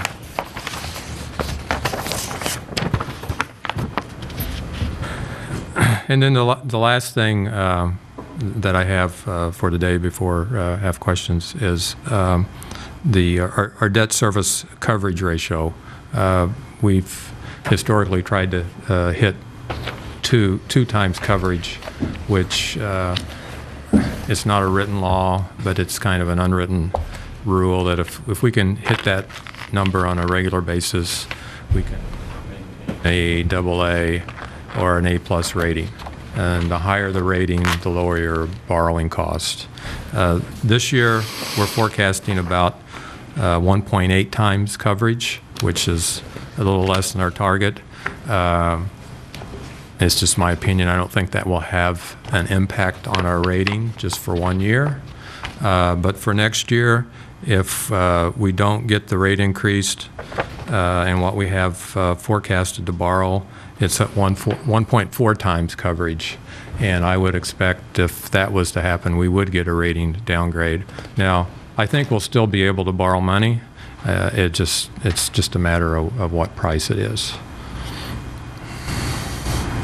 Is the ECA counted against that, the rate stabilization fund? If we use the rate stabilization money, we get to include that as revenue, yes. But right now, since we haven't used any of it, it's not included in the calculation. And our forecast does include using $25 million. 25 million, right? Yes. And then you're assuming the ECA stays balanced going forward. There's no, other than pulling 25 million out, you're not adding to the fund or taking additional money out than the 25 million. That's correct. Okay. We're trying to attempt to balance the ECA. So there's no minimal over and under collections, but we'll never be able to do it perfectly. But to answer your other question, yes, we only plan on using 25 million of the rate stabilization. I think there was a chart that we saw in a previous budget workshop that the ECA starts to take off after year 3 or 4. That's correct. It will, based on the renewables. And if gas returns to, well, more normal pricing, when I say normal, more recent history as pricing guided, they would also drive it up. So what do we typically pay for power these days when we go and buy it outside the grid? Is it 6 cents or 8 cents, and then renewables are 10, 12? Is that what the difference is? I don't think Belen Valenzuela I need to understand how we're. I think the premium that we've seen with renewables is somewhere around a third more. I would, that would be comparing long-term contracts. But right now, the spot market, because gas prices and there's good hydro production out of the Northwest, if you look at, and I tend to look at this on a weekly basis of, and this is just spot market prices. It's peaks sometimes around 35, 45 megawatts, off-peak less.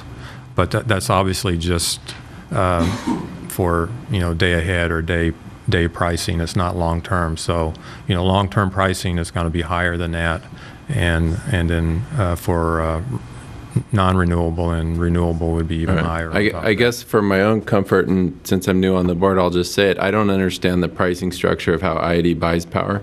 And I know that when people look at the ECA being over-collected for the past 4 or 5 years, and we've established this $135 million fund, they're wondering how come they're going to get hit with a 1 penny increase, but then at the same time, we're holding on to their money.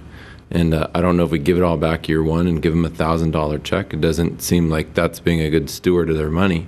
But at the same time, it's hard to look at a budget, and we're talking about having rate hearings, but then we're holding on to at least $100 million. So I just have a hard time supporting this budget and some of the methodology when I don't even understand how, what it costs to buy power at the ID. Yesterday at the ECAC meeting, they were wondering what's the efficiencies of the different generation units. If we upgrade, does it make sense? If we don't, and I'm a newbie here, so I get to ask these questions. But at the same time, I think I understand the numbers, and it's just hard. I can't imagine the public trying to dig through this. I've been trying to dig through it, and it's hard looking at it, understanding how we're spending our money on, especially on the power side, because I'm really focused on that, and that's where most other people are focused in the public. So that's my comment. I don't know if you're going to open it up now, but I had to say it. So I'd like to see a review of how we buy power and kind of what the pricing is long term as part of the budget process. You ready for a motion? Yeah, any other comments or questions?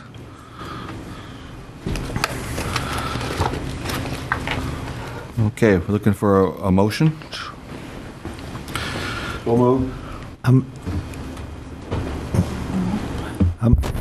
To approve the budget or for which? I make a motion.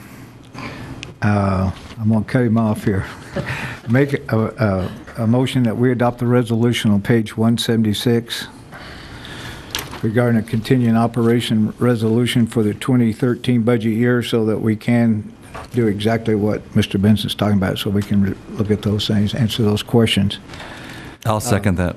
And I make this motion with the understanding that we do have a responsibility to sustain this organization.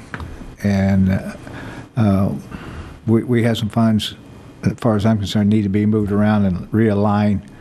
And I think probably this board's in agreement with most of that. And that would, when we have that discussion, that'll answer some of Mr. Benson's questions too. Okay, and I'll second that. Further discussion? I would like to add that I'm also confused, for lack of a better term, with this budget, and I welcome the motion that Mr. Hanks has made. We'll probably Excuse me.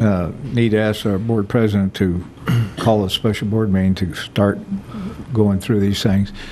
It virtually be a workshop for the board, I would think. I mean, public's invited, but we'll make a lot of headway on it, focusing on the budget. And I think just so the public understands, this is a motion to continue paying our bills, but we're not approving the budget until we understand the details. Right? Yes, that's correct. Okay, any further discussion? We have a motion and a second. Wait. Any discussions? Oh, comment. Mr. Perez. Mr. Perez is a numbers man, so brace yourself. My name is Gil Perez, and I'm a citizen of El Centro and also a member of the ECAC. And I was just telling one of your new board members that the ECAC, because I'll help establish the doggone thing, and because we stopped a 3.5% increase back in 1994, and that was the last time you increased this budget. But I'm glad what you're doing is correct. You should take a look at it more carefully.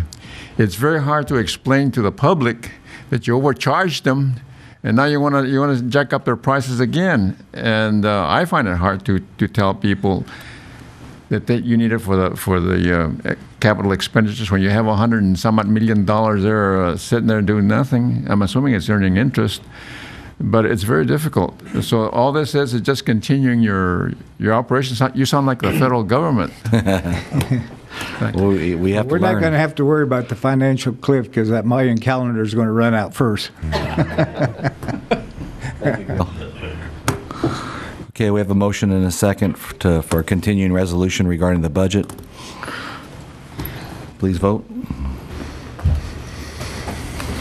Passes 5-0. Okay, the next item on for action is item 18. I would make a motion to table until we get further down the road on this. I second that, Mr. President. Okay, motion for table and a second. Any other discussion? Call for the vote. Motion passes. Make a motion to approve the capital expenditure reimbursement resolution. We have a motion to approve item 19. I'll second.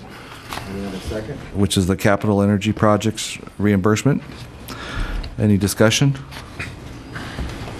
Call for the vote. Motion passes 5-0. Next up is item 20, acknowledge receipt of the November 2012 Energy Cost Adjustment Report, page 181 of your agenda. Good afternoon, President Desert and board members. Sandra Ainsworth, Finance Department, and I've got an update for you on the ECA for the month of November. Finance Department, excuse me. There's some new board members, so just to let you know what the format of this presentation is, there's a lot of information on the slides. Essentially what I've done is we've taken the power supply figures for both the month of November and cumulative for the months January through November, run them through the board mandated ECA calculation, and that's what this is, what these slides represent. So for the month of November, there was a slight overcollection of $445,000, and what that does, that brings the cumulative balance for the year of 2012 through November to $1.3 million under collection in aggregate. And then if we look at that and we add that and net that against the carry forward balance of $38 million that came from 2011, that brings us to a cumulative total over collection balance through November 2012 of $36.7 million. So it looks like we've kind of cleared the purchase power that was necessary for Unit 3, so we're kind of back on track now. We've worked through that. We're pretty close. Plus, we've talked about in the past that we would expect that some months the ECA, it would roll higher, and so we have an average of 324 now. We would expect to see some variances. Make a motion to acknowledge the report. Okay, is there a second? I second that motion, Mr. President. Second from Director Galindo. I just had a quick discussion, if I could, and because the public's confused, so am I, because I'm just one of the regular guys. I don't understand what the .099 credit is. Wow, I will explain that is a figure that comes right from the ECA rate schedule that the board adopted. Okay. So the way that it works is that you roll those costs through the calculation to determine what your gross ECA figure would be. Then you essentially credit back to the customer that 0.0099 cents, thereby reducing the effective rate to the customer. And the discussion that we have had in the past is that to some extent that represents a portion of the energy supply costs that are being collected for in the base rate. It's a supplement from the base rate to the ECA. So they don't ever really see it on their bill. It's less the .00. It's already netted out, so the rate that they receive has already netted that credit out.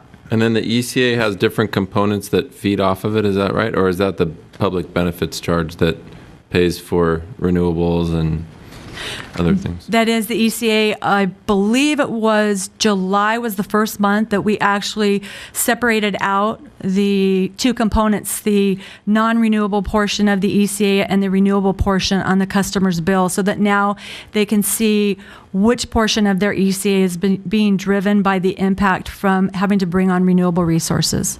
So does your November 2012 breakdown show the renewable portion and the amount collected? Yes, it does. Okay. The 2.267 budget and the 2.145. I'm squinting here. I know it's in here. Back one more. I don't believe so. It's on this slide.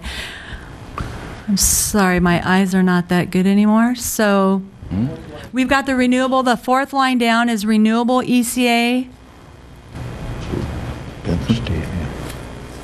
And then the net calculated base ECA. So those two, the fourth and fifth line items, are the separation. The renewable ECA and the net calculated, what we called base, but we've now renamed that to non-renewable so that it's less confusing. Because I know going forward there's talk of a floating ECA, and do you just float the renewable portion based on renewables and then float the gas based on gas, or do you float the whole ECA and just put it wherever you can use it. The two components would both be floated. I've looked at it, and it would be a challenge, but if that's what the board asked us to do or directed us to do, we would do that. Okay, but it's doable. I don't know. It's doable. Okay, thanks. Okay, any further discussion on this item? Okay, there's a motion and a second. Call for the vote. Item passes 5-0. Thank you. A lot of that going on here lately. Next up, we have item 21, is approval of land use covenant with Cal Energy. This is page 187 of your agenda packet, and Mr. Vance Taylor will be presenting. Good evening, President Desert, members of the board. Item 21 concerns a very small portion of the 1,506 acres of real property near the Salton Sea that Cal Energy vis-a-vis Magma Land Company leases from Imperial Irrigation District. More specifically, the land affected is a portion of the site of the Salton Sea Units 1 and 2 that are located at 6920 Lac Road in Calipatria, California. On December 30th of 2009, the Department of Toxic Substances Control approved a preliminary endangerment assessment report for all Cal Energy facilities located in Imperial County. As part of that regulatory enforcement work, the DTSC ordered a cleanup of a very small portion of the site consisting of 1.46 acres of real property. Although the site has been thoroughly excavated, over 780 tons of soil were removed, the DTSC has is nevertheless requiring that Cal Energy and IID enter into a land use covenant that restricts the use of this 1.46 acre piece of property to exclude any hospital, school, or daycare center. The land use covenant essentially has the land use restrictions associated with it. In other words, that little tiny 1.46 acre portion of property could not be used for a school or a hospital or a daycare center. In addition to that, there's some annual inspection and reporting requirements to the DTSC and costs associated with administration of the land use covenant. I just spoke with Diane Kaysen and Mr. Craig Parker from Cal Energy. They informed me that they were able to negotiate the land use covenant and agreement such that they would do the annual inspections and they would cover all costs associated with that work. So really, the only issue for the IID at this point would be the land use restrictions. That area is zoned for industrial and agricultural purposes, so I doubt very much that there would ever be an issue about citing a hospital or a school or a daycare center in that location. So for all practical purposes, the land use is restricted, but really I don't think it'll have a practical effect as to the IID's use of the property. And I think that property is subject to a lease into fairly far into the future, and I believe that lease generates about $286,000 of revenue for the IID. Does the board have any questions about this item? I have a motion from Director Benson. Is there a second? Second. Second from Director Kuhn. Any further discussion? Call for the vote.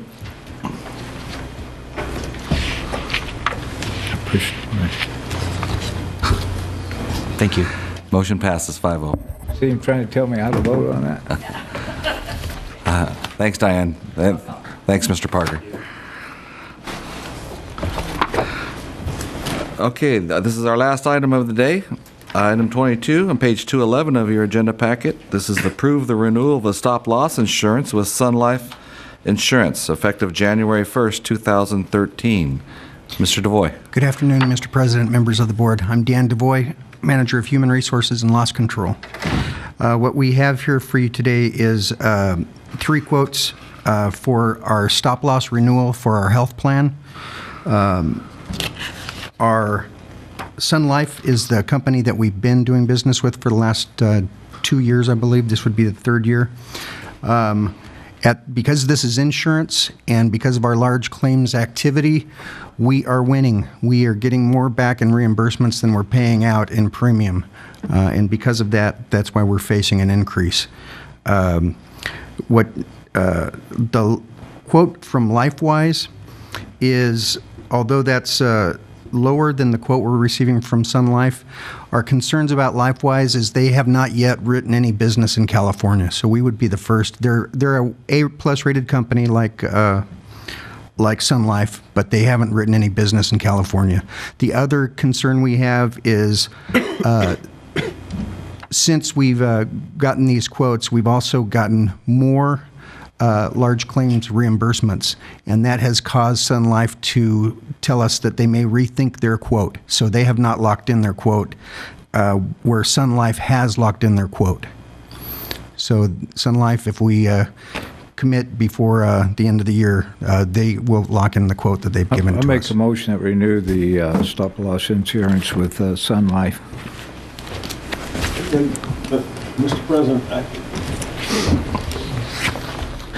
I had a little heartburn with this one too. I mean, okay,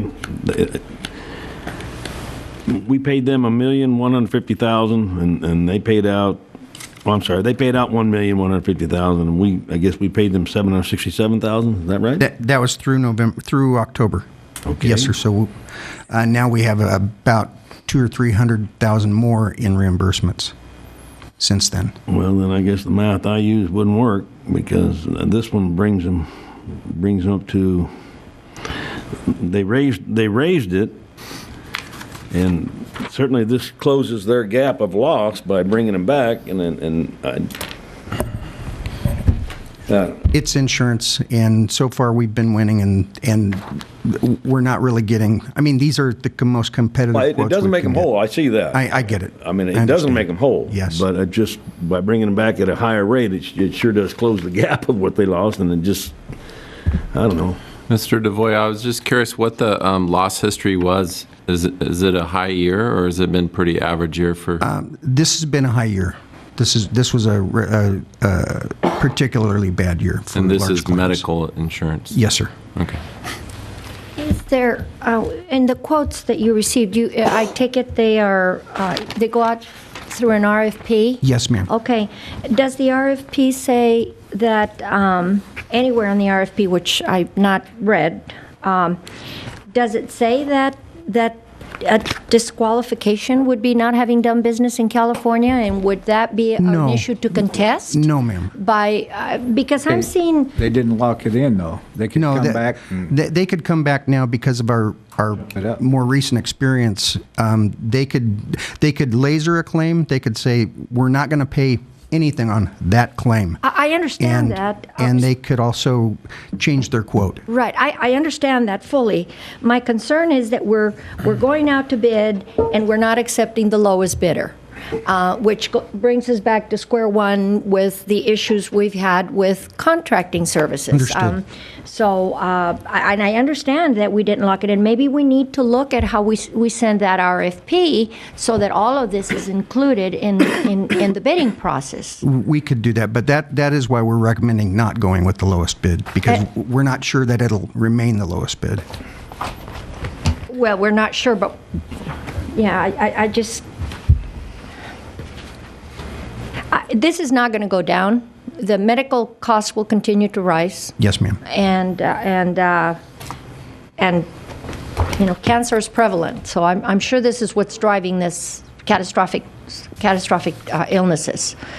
But again, let's remember that if we're going out for the lowest bid and then we're discarding that, we're not doing what we say we want to do.